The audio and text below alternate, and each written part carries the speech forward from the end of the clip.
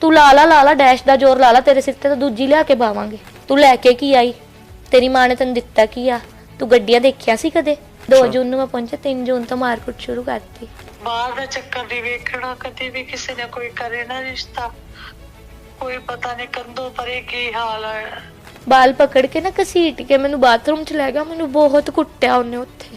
He tried to kill ਮੀ। ਤੁਸੀਂ ਉਹਨੂੰ ਇੰਨਾ ਜ਼ਿਆਦਾ ਫਿਜ਼ੀਕਲੀ ਹਾਰਮ ਕਰ ਰਹੇ ਹੋ, ਮਾਰ ਕੁੱਟ ਰਹੇ ਹੋ, ਤਾਂ ਉਹ ਤੁਹਾਡੇ ਨਾਲ ਪੈਣ ਨੂੰ ਕਿੱਦਾਂ ਤਿਆਰ ਹੋ ਜੇ? ਬਟ ਉਹ ਪਤਾ ਹੀ ਨਹੀਂ, ਉਹ ਓਵਰ ਹਾਈਪਰ ਆ ਸੈਕਸ਼ੂਅਲ ਲਾਈਫ 'ਚ। ਉਹ ਇੰਨਾ ਗੰਦਾ ਵਾ, ਉਹ ਆਪਣਾ ਖੁਦ ਦਾ ਗੰਦ ਵੀ ਖਾਂਦਾ ਵਾ। ਜਦੋਂ ਤੁਸੀਂ ਪੇਨ ਦੇ ਵਿੱਚ ਹੁੰਦੇ ਸੀ, ਤੁਹਾਡੇ ਨਾਲ ਸੈਕਸ਼ੂਅਲ ਰਿਲੇਸ਼ਨ ਬਣਾਉਣ ਦੀ ਕੋਸ਼ਿਸ਼ ਕਰਦਾ ਸੀ? ਕਰਤਾ ਕੀ, ਬਣਾਉਂਦਾ ਸੀ। ਮੈਂ ਅੱਕ ਚੁੱਕੀ ਸੀ ਬਹੁਤ ਜ਼ਿਆਦਾ। ਮੈਂ ਕਿਹਾ ਮੈਨੂੰ ਪੁੱਠਾ ਭੇਜ ਦੇ। ਮੈਨੂੰ ਇਦਾਂ ਸੀ ਅਗਰ ਮੈਂ ਮਰ ਵੀ ਗਈ ਇੱਥੇ ਤਾਂ ਮੇਰੇ ਮੰਮਾ ਮੇਰੀ ਬੋਡੀ ਕਿੱਦਾਂ ਮੰਗਾਣਗੇ, ਤੇ ਮੈਨੂੰ ਮੇਰੇ ਮੰਮਾ ਕੋਲ ਜਾਣਾ, ਮੈਨੂੰ ਮੇਰੇ ਮੰਮਾ ਨੂੰ ਦੇਖਣਾ, ਮੈਂ ਮੇਰੇ ਮੰਮਾ ਕੋਲ ਜਾਣਾ। ਉਹਨੂੰ ਇੰਨਾ ਫਿਜ਼ੀਕਲੀ ਮੈਂਟਲੀ ਇਹਨੂੰ ਟੌਰਚਰ ਕੀਤਾ ਗਿਆ ਉੱਥੇ ਕਿ ਨਾਮ ਹੀ ਨਹੀਂ ਲਏਗੀ ਮੈਰਿਜ ਕਰਵਾਉਣ ਦਾ। ਜੋ ਮੈਨੂੰ ਇੱਥੇ ਦਰਖਾਸਤ ਦਿੱਤੇ ਨੂੰ ਅੱਜ 1.5 ਮਹੀਨਾ ਹੋ ਚੁੱਕਿਆ। ਕੀ ਹੋਇਆ? ਮੈਂ ਬਾਬਾ ਜੀ ਹੋਰਾਂ ਨੂੰ ਵੀ ਕੰਟੈਕਟ ਕਰਨ ਦੀ ਕੋਸ਼ਿਸ਼ ਕਰੀ ਆ, ਅੰਮ੍ਰਿਤਪਾਲ ਸਿੰਘ ਮਹਿਰੋ ਜੀ ਹੋਰਾਂ ਨੂੰ ਵੀ, ਕੁਛ ਨਹੀਂ ਹੋ ਰਿਹਾ, ਕਿਵੇਂ ਵੀ ਕੰਟੈਕਟ ਨਹੀਂ ਹੋ ਰਿਹਾ। ਮੈਂ ਇੱਕ ਦਿਨ ਨਾ ਪੁਲਿਸ ਕਾਲ ਕਰ ਲਈ ਅੱਕ ਕੇ। ਸਾਡੇ ਸਮਾਜ ਦੇ ਵਿੱਚ ਪਿੱਤਰ ਸੱਤਾ ਇਸ ਤਰੀਕੇ ਨਾਲ ਹਾਵੀ ਹੈ ਵੀ ਜਦੋਂ ਕੋਈ ਮੁੰਡਾ ਕਹਿੰਦਾ ਵੀ ਮੈਂ ਕੈਨੇਡਾ ਜਾਣਾ ਜਾਂ ਮੈਂ ਬਾਹਰ ਜਾਣਾ ਹੈ ਤਾਂ ਘਰ ਦੇ ਬਿਨਾਂ ਦੂਜਾ ਸਵਾਲ ਪੁੱਛੇ ਉਸ ਤੇ 20 25 50 ਲੱਖ ਰੁਪਈਆ ਲਾ ਦਿੰਦੇ ਨੇ। ਪਰ ਇਹੀ ਸਵਾਲ ਜਦੋਂ ਇੱਕ ਕੁੜੀ ਕਰਦੀ ਹੈ ਵੀ ਮੈਂ ਬਾਹਰ ਜਾਣਾ ਹੈ, ਤੇ ਸਾਡੇ ਸਮਾਜ ਦੇ ਵਿੱਚ ਅੱਜ ਵੀ ਅਜਿਹੇ ਬਹੁਤ ਸਾਰੇ ਲੋਕ ਨੇ ਜੋ ਕੁੜੀ ਨੂੰ ਇਕੱਲੇ ਬਾਹਰ ਨਹੀਂ ਭੇਜਦੇ, ਉਹ ਉਹਦੇ ਲਈ ਇੱਕ ਕੈਨੇਡਾ ਦਾ ਮੁੰਡਾ ਲੱਭਦੇ ਨੇ ਤੇ ਉਹੀ 25 50 ਲੱਖ ਰੁਪਈਆ ਉਸਦੇ ਵਿਆਹ ਤੇ ਲਾਉਂਦੇ ਨੇ। ਪਰ ਇਹ ਜ਼ਰੂਰੀ ਤੇ ਨਹੀਂ ਕਿ ਹਰ ਕੈਨੇਡਾ ਦਾ ਮੁੰਡਾ ਚੰਗਾ ਨਿਕਲੇ। ਅਜਿਹਾ ਹੀ ਕੁਝ ਹੋਇਆ ਸਾਡੀ ਅੱਜ ਦੀ ਗੈਸਟ ਸਪੀਕਰ ਤਮੰਨਾ ਦੇ ਨਾਲ। ਤਮੰਨਾ, ਸਭ ਤੋਂ ਪਹਿਲਾਂ ਤਾਂ ਬਹੁਤ-ਬਹੁਤ ਸਵਾਗਤ ਕਰਦੇ ਹਾਂ ਤੁਹਾਡਾ। ਸਤਿ ਸ਼੍ਰੀ ਅਕਾਲ। ਵੈਸੇ ਤੁਹਾਡੇ ਬਾਹਰ ਜਾਣ ਦੇ ਅਰਮਾਨ ਤਾਂ ਨਹੀਂ ਸੀ, ਪਰ ਫਿਰ ਵੀ ਤੁਹਾਡੇ ਘਰਦਿਆਂ ਨੇ ਤੁਹਾਡੇ ਲਈ ਇੱਕ ਬਾਹਰ ਦਾ ਮੁੰਡਾ ਲੱਭਿਆ। ਸੋ ਮੈਂ ਚਾਹਾਂਗਾ ਵੀ ਅੱਜ ਤੁਸੀਂ ਆਪਣੀ ਹੌਸਲੇ ਤੇ ਦਲੇਰੀ ਦੀ ਕਹਾਣੀ ਸ਼ੁਰੂ ਤੋਂ ਦੱਸੋ ਤਾਂ ਕਿ ਜੋ ਤੁਹਾਡੇ ਨਾਲ ਹੋਇਆ ਉਹ ਹੋਰਾਂ ਨਾਲ ਨਾ ਹੋਏ। ਮੈਂ ਇੱਥੇ ਚੰਡੀਗੜ੍ਹ ਸੀ ਔਨ ਐਨ ਇੰਟਰਨਸ਼ਿਪ, ਠੀਕ ਹੈ। ਮੈਂ ਮੇਕਅਪ ਟ੍ਰੇਨਰ ਸੀ, ਇੰਟਰਨ ਸੀ, ਤਾਂ ਇੱਥੇ ਮੈਂ ਜੋਬ ਕਰਦੀ ਸੀ as a freelancer, as an intern. ਮੈਂ ਸਡਨਲੀ ਇੱਕ ਦਿਨ ਮੈਨੂੰ ਕੋਲ ਆਉਂਦੀ ਹੈ ਮੇਰੇ ਮੰਮਾ ਦੀ। ਸ਼ੀ ਆਸਕਡ ਮੀ ਕਿ ਜੱਸੂ ਬੇਟੇ, ਮੇਰਾ ਪੈਟ ਨੇਮ ਜੱਸੂ ਆ, ਤਾਂ ਸ਼ੀ ਆਸਕਡ ਮੀ ਕਿ ਜੱਸੂ ਬੇਟੇ ਤੇਰੀ भाई सभी दर्शकों ने राम राम। आज ਜਿੱਦਾਂ ਤੁਹਾਨੂੰ ਠੀਕ ਲੱਗੇ। ਮੈਂ ਕਿਹਾ ਉੱਦਾਂ ਕਰ ਲਓ। ਮੇਰੇ ਮੰਮਾ ਨੇ ਮੈਨੂੰ ਘਰ ਬੁਲਾਇਆ, ਕਹਿੰਦੇ ਕਿ ਘਰ ਆ ਜਾ, ਤੇਰੇ ਲਈ ਰਿਸ਼ਤਾ ਦੇਖਿਆ ਹੈ ਨਾ, ਤੇ ਤੈਨੂੰ ਦੇਖਣ ਵਾਲੇ ਆਣੇ ਆ। ਮੈਂ ਕਿਹਾ ਮੰਮਾ ਆ ਜਾਂਦੀ ਹਾਂ ਮੈਂ, ਕੋਈ ਗੱਲ ਨਹੀਂ। ਤਾਂ ਮੈਂ ਘਰ ਚੱਲ ਗਈ। ਮੈਨੂੰ ਦੇਖਣ ਆਏ ਮੇਰੇ ਮਾਸੜ ਸੀਗੇ, ਰੀਅਲ ਮਾਸੜ ਜੀ, ਉਹ ਅਬੋਹਰ ਦੇ ਰਹਿਣ ਵਾਲੇ ਨੇ। ਉਹ ਆਏ ਸੀਗੇ ਰਿਸ਼ਤਾ ਲੈ ਕੇ। ਅੱਛਾ, ਵਿਚੋਲੇ ਹੋ ਸੀ? ਹਾਂ, ਵਿਚੋਲੇ ਹੋ ਸੀਗੇ। 4 ਮੈਂਬਰ ਸੀ ਮੇਰੇ ਇਨ ਲੋਜ਼ ਆਪਣੇ ਫੈਮਿਲੀ 'ਚ। ਮੇਰੇ ਸਿਸਟਰ ਇਨ ਲੋ, ਮੇਰਾ ਮਦਰ ਇਨ ਲੋ, ਮੇਰੇ ਫਾਦਰ ਇਨ ਲੋ ਤੇ ਮੇਰੇ ਹਸਬੈਂਡ। ਮੇਰੇ ਮਦਰ ਇਨ ਲੋ ਤੇ ਫਾਦਰ ਇਨ ਲੋ ਆਏ, ਤਾਂ ਉਹ ਆਏ, ਉਹ ਰੋਣ ਲੱਗ ਗਏ। ਮੇਰੇ ਫਾਦਰ ਇਨ ਲੋ ਕਹਿੰਦੇ ਕਿ ਇਹ ਕੁੜੀ ਦੀ ਕੀ ਗਲਤੀ ਆ ਕਿ ਇਹਦੇ ਪਾਪਾ ਨਹੀਂ ਹੈ, ਤੇ ਕਿੰਨੀ ਮਤਲਬ ਪਿਆਰੀ ਬੱਚੀ ਹੈ। ਕਿਤੇ ਨਾ ਕਿਤੇ ਮੈਨੂੰ ਉਹ ਕਨੈਕਟਿਡ ਵਾਈਬ ਆਈ, ਲਾਈਕ ਕਿ ਠੀਕ ਹੈ, ਕੋਈ ਅਣਜਾਣ ਬੰਦਾ ਮੈਨੂੰ ਮੇਰੀ ਹਾਲਤ ਨੂੰ ਦੇਖ ਕੇ ਰੋ ਪਿਆ। ਚਲ ਠੀਕ ਆ, ਅੱਛੇ ਹੀ ਹੋਣਗੇ। ਮੈਨੂੰ ਮੁੰਡੇ ਦਾ ਕੁਛ ਨਹੀਂ ਸੀ ਪਤਾ, ਮੁੰਡਾ ਕੌਣ ਆ, ਕਿੱਥੇ ਆ, ਕੀ ਹੈ, ਕੁਛ ਵੀ ਨਹੀਂ ਸੀ ਪਤਾ। ਤਾਂ ਮੰਮਾ ਨੇ ਮੈਨੂੰ ਜਸਟ ਪੁੱਛਿਆ, ਕਹਿੰਦੇ ਕਿ ਇਹਨਾਂ ਨੂੰ ਤਾਂ ਤੂੰ ਪਸੰਦ ਆ। ਮੈਂ ਕਿਹਾ ਠੀਕ ਆ ਮੰਮਾ, ਜਿੱਦਾਂ ਤੁਹਾਨੂੰ ਠੀਕ ਲੱਗਦਾ। ਲਾਈਕ ਮੈਂ ਅੱਛੀ ਬੇਟੀ ਬਣਨਾ ਸੀ ਤਾਂ ਮੈਂ ਉੱਦਾਂ ਦੀ ਉੱਦਾਂ ਹੀ ਠੀਕ ਆ। ਮੈਂ ਕਿਹਾ ਕਿੰਨੀ ਉਮਰ ਸੀ ਤੁਹਾਡੀ ਉਦੋਂ? 17 ਔਰ 18। ਮੈਂ ਗ੍ਰੈਜੂਏਸ਼ਨ ਦੇ 2nd ਈਅਰ ਦੇ ਐਗਜ਼ਾਮ ਦੇ ਕੇ ਹਟੀ ਸੀ ਉਦੋਂ। ਤਾਂ ਕੁਛ ਫੈਮਿਲੀ ਰਿਸਪੌਂਸਿਬਿਲਿਟੀਜ਼ ਕਰਕੇ ਮੈਨੂੰ ਨਾਲ ਨਾਲ ਆਪਣਾ ਕੰਮ ਵੀ ਕਰਨਾ ਪੈਂਦਾ ਸੀ। ਤਾਂ ਠੀਕ ਹੈ, ਮੈਂ ਮੈਚਿਓਰ ਸੀ ਇਨਫ ਆਪਣੀ ਏਜ ਤੋਂ ਜ਼ਿਆਦਾ ਹੀ। ਉਹ ਰਿਸ਼ਤਾ ਡਨ ਕਰਕੇ ਚਲੇ ਗਏ। ਫਿਰ ਮੈਨੂੰ ਪਤਾ ਲੱਗਾ ਕਿ ਮੁੰਡਾ ਕੈਨੇਡਾ, ਮੁੰਡੇ ਦਾ ਨਾਮ ਤਰੁਣ ਹੈ, ਮੁੰਡਾ IT ਇੰਜੀਨੀਅਰ ਹੈ, ਸੌਫਟਵੇਅਰ ਡਿਵੈਲਪਰ ਹੈ। ਤਾਂ ਮੈਨੂੰ ਉਸ ਤੋਂ ਬਾਅਦ ਪਤਾ ਲੱਗਾ ਸਭ ਕੁਝ ਬੇਸਿਕਲੀ। ਬਟ ਫਾਈਨਲਾਈਜ਼ ਕੀ ਸੀਗਾ ਕਿ ਹਾਂ ਮੇਰੇ ਮੰਮਾ ਖੁਸ਼ ਨੇ, ਠੀਕ ਹੈ। ਮੇਰੇ ਲਈ ਆਈ ਸੈਟੀਸਫਾਈਂਗ ਪੁਆਇੰਟ ਸੀਗਾ ਮੇਰੇ ਲਈ। ਪਰ ਮੇਰੇ ਅੰਦਰ ਆਈ ਸੀਗਾ ਕਿ ਚਲ ਠੀਕ ਹੈ, ਗ੍ਰੈਜੂਏਸ਼ਨ ਤੋਂ ਬਾਅਦ ਹੀ ਵਿਆਹ ਹੋਊਗਾ, ਠੀਕ ਹੈ। ਤਾਂ ਠੀਕ ਹੈ, ਕੋਈ ਗੱਲ ਨਹੀਂ, ਟਾਈਮ ਪੈ ਜਾਊਗਾ ਵਧੀਆ, ਮੁੰਡਾ ਵੀ ਬਾਹਰ ਹੈਗਾ ਹੈ ਨਾ। ਸਾਡੀ ਗੱਲ ਸ਼ੁਰੂ ਹੋਈ ਹੈ ਜਨਵਰੀ 2022 'ਚ। ਤਾਂ ਠੀਕ ਹੈ, ਸਾਡੀ ਅੱਛੀ ਗੱਲ ਹੋਣ ਲੱਗ ਗਈ ਸੀਗੀ। ਮੈਂ ਵੀ ਕੁਝ ਜ਼ਿਆਦਾ ਗੱਲ ਨਹੀਂ ਸੀ ਕਰਦੀ। ਮੈਨੂੰ ਇੱਦਾਂ ਹੁੰਦਾ ਕਿ ਕੱਚੇ ਰਿਸ਼ਤੇ ਹੁੰਦੇ ਆ, ਉਹਨਾਂ 'ਚ ਫਿੱਕ ਜਲਦੀ ਪੈ ਜਾਂਦੀ ਹੈ ਨਾ। ਆਪਣਾ ਕਈ ਵਾਰੀ ਰਵੱਈਆ ਨਹੀਂ ਚੰਗਾ ਲੱਗਦਾ, ਕਿਸੇ ਨੂੰ ਆਪਣੇ ਬੋਲਣ ਦਾ ਤਰੀਕਾ ਨਹੀਂ ਚੰਗਾ ਲੱਗਦਾ।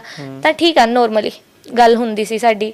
ਲਾਈਕ ਟਾਈਮ ਜ਼ੋਨ ਦੇ ਡਿਫਰੈਂਸ ਕਰਕੇ ਵੀ ਘੱਟ ਗੱਲ ਹੁੰਦੀ ਸੀ, ਤਾਂ ਮੈਂ ਵੀ ਬਿਜ਼ੀ ਹੁੰਦੀ ਸੀ, ਉਹ ਵੀ ਬਿਜ਼ੀ ਹੁੰਦੇ ਸੀ, ਤਾਂ ਆਪਣੀ ਘੱਟ ਹੀ ਗੱਲ ਹੁੰਦੀ ਸੀਗੀ।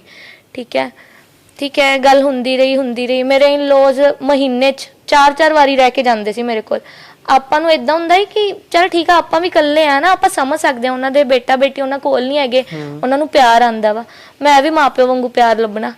ਪਾਪਾ ਮੈਂ ਬਹੁਤ ਛੋਟੀ ਉਮਰ 'ਚ ਖੋਤੇ, ਮੈਂ ਉਹਨਾਂ 'ਚ ਪਿਆਰ ਲੱਭਣਾ ਕਿ ਠੀਕ ਹੈ ਨਾ, ਤੁਸੀਂ ਆ ਜਾਓ। ਮੈਂ ਵੀ ਉਹਨਾਂ ਨੂੰ ਕਹਿੰਦੇ ਰਹਿਣਾ। ਮੈਨੂੰ ਇਦਾਂ ਸੀ ਉਹਨਾਂ ਦਾ ਆਪਣੇ ਬੱਚਾ ਬਿਨਾਂ ਨਹੀਂ ਜੀ ਲੱਗਦਾ ਹੋਣਾ, ਤੇ ਉਹਨਾਂ ਨੂੰ ਬੱਚਾ ਮਿਲ ਗਿਆ ਤੇ ਮੈਨੂੰ ਮੇਰੇ ਪੇਰੈਂਟਸ ਮਿਲ ਗਏ, ਰਾਈਟ।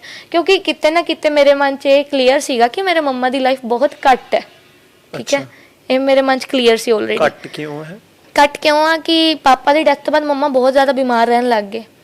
ਉਹਨਾਂ ਦੀ 2 ਸਰਜਰੀਜ਼ ਵੀ ਕਰਵਾਈਆਂ ਨੇ ਪਾਪਾ ਦੀ ਡੈਥ ਤੋਂ ਬਾਅਦ। ਈਵਨ ਪਾਪਾ ਦੀ ਡੈਥ ਤੋਂ ਪਹਿਲਾਂ ਵੀ ਸਰਜਰੀਜ਼ ਹੋਈਆਂ ਨੇ ਉਹਨਾਂ ਦੀਆਂ। ਮੇਰੇ ਕਿਤੇ ਨਾ ਮਨ 'ਚ ਡਰ ਸੀਗਾ ਕਿ ਮੇਰੇ ਮੰਮਾ ਠੀਕ ਨਹੀਂ ਹੈਗੇ ਔਰ ਉਹਨਾਂ ਨੇ ਜ਼ਿਆਦਾ ਟਾਈਮ ਨਹੀਂ ਰਹਿਣਾ। ਤਾਂ ਹੀ ਮੈਂ ਮੇਰੇ ਮੰਮਾ ਦੇ ਅਕੋਰਡਿੰਗ ਚੱਲਦੀ ਰਹੀ ਆਪਣੀ ਲਾਈਫ 'ਚ। ਲਾਸਟ ਈਅਰ 2023 ਮਾਰਚ 'ਚ ਮੇਰੇ ਮੰਮਾ ਨੂੰ ਸਡਨਲੀ ਪੇਨ ਸ਼ੁਰੂ ਹੋ ਗਿਆ। ਠੀਕ ਹੈ, ਮੇਰੇ ਮੰਮਾ ਬਿਮਾਰ ਹੋ ਗਏ। ਮੈਂ ਉਹਨਾਂ ਨੂੰ ਹਸਪੀਟਲ ਲੈ ਗਈ, ਉਹਨਾਂ ਨੂੰ ਕੈਂਸਰ ਡਾਇਗਨੋਜ਼ ਹੋਇਆ। ਮੇਰੇ ਮੰਮਾ ਦੀ ਇਹ ਕੰਡੀਸ਼ਨ ਸੀ ਕਿ ਮੈਨੂੰ ਦੱਸਤਾ ਸੀ ਰਾਈਟ ਅਵੇ ਕਿ ਤੁਹਾਨੂੰ ਮਤਲਬ ਤੁਹਾਡੇ ਮੰਮਾ ਦੇ ਆਪਰੇਟ ਤੋਂ ਬਾਅਦ ਵੀ ਉਹਨਾਂ ਦੇ ਚਾਂਸਸ ਹੈ ਨਹੀਂ ਆ ਬਚਣ ਦੇ। 0.1% ਚਾਂਸ ਵੀ ਨਹੀਂ ਆ ਬਚਣ ਦਾ। ਅੱਛਾ, ਕਿਹੜੀ ਸਟੇਜ ਤੇ ਸੀ ਉਹਨਾਂ ਦਾ ਕੈਂਸਰ? 4th stage. ਅੱਛਾ। ਮੇਰੇ ਫਾਦਰ ਇਨ ਲੋ ਆ ਕੇ ਖੜ ਗਏ। ਠੀਕ ਹੈ, ਮੇਰੇ ਮਨ 'ਚ ਹੋਰ ਜ਼ਿਆਦਾ ਰਿਸਪੈਕਟ ਵੱਧ ਗਈ ਕਿ ਇੰਨੇ ਮਾੜੇ ਟਾਈਮ 'ਚ ਆ ਕੇ ਖੜ ਗਏ ਨੇ ਬਿਨਾਂ ਬੁਲਾਏ। ਠੀਕ ਹੈ, ਉਹਨਾਂ ਨੇ ਕੀ ਕੀਤਾ ਕਿ ਆਪਣੇ ਬੇਟੇ ਨੂੰ ਬੁਲਾ ਲਿਆ। ਉਹਨਾਂ ਨੇ ਫੋਨ ਕਰਿਆ ਮੇਰੇ ਮਦਰ ਇਨ ਲੋ ਨੂੰ ਕਿ ਤੁਸੀਂ ਆ ਜਾਓ, ਆਪਾਂ ਕੁਝ ਕਾਰਜ ਕਰ ਲੈਣਾ। ਕੁੜੀ ਦਾ ਭਾਰਤਾ ਲੱਥੇ ਮਹੀਨਾ ਹੀ ਬੋਲਿਆ ਡਾਕਟਰ ਨੇ, ਹਨਾ, ਕਹਿੰਦੇ ਮੰਮਾ ਕੋਲ ਹੈਗਾ। ਤਾਂ ਉਹ ਆ ਗਏ। ਮੇਰੇ ਮਨ 'ਚ ਹੋਰ ਰਿਸਪੈਕਟ ਵੱਧ ਗਈ। ਮੈਂ ਮੁੰਡੇ ਨੂੰ ਕਦੇ ਮਿਲੀ ਨਹੀਂ ਸੀ, ਤਾਂ ਆਇਆ ਜਸਟ ਸਿੱਧੀ ਇੰਗੇਜਮੈਂਟ ਹੋ ਗਈ, ਕੋਰਟ ਮੈਰਿਜ ਹੋ ਗਈ। ਤਾਂ ਮੇਰੇ ਮਨ 'ਚ ਤਾਂ ਉਹ ਬਹੁਤ ਜ਼ਿਆਦਾ ਉੱਤੇ। ਠੀਕ ਹੈ, ਫਿਰ ਉਸ ਤੋਂ ਬਾਅਦ ਉਹ ਚੱਲਿਆ ਵੀ ਗਿਆ। ਮੇਰੇ ਮੰਮਾ ਦਾ ਸੁਪਨਾ ਸੀ ਕਿ ਮੈਂ ਮੇਰੀ ਧੀ ਦਾ ਵਿਆਹ ਦੇਖਣਾ। ਇੱਕ ਦਾ ਦੇਖ ਲਾ, ਮੈਂ ਮਤਲਬ ਹਰ ਇੱਕ ਚੀਜ਼ ਪੂਰੀ ਕਰਨੀ ਆ।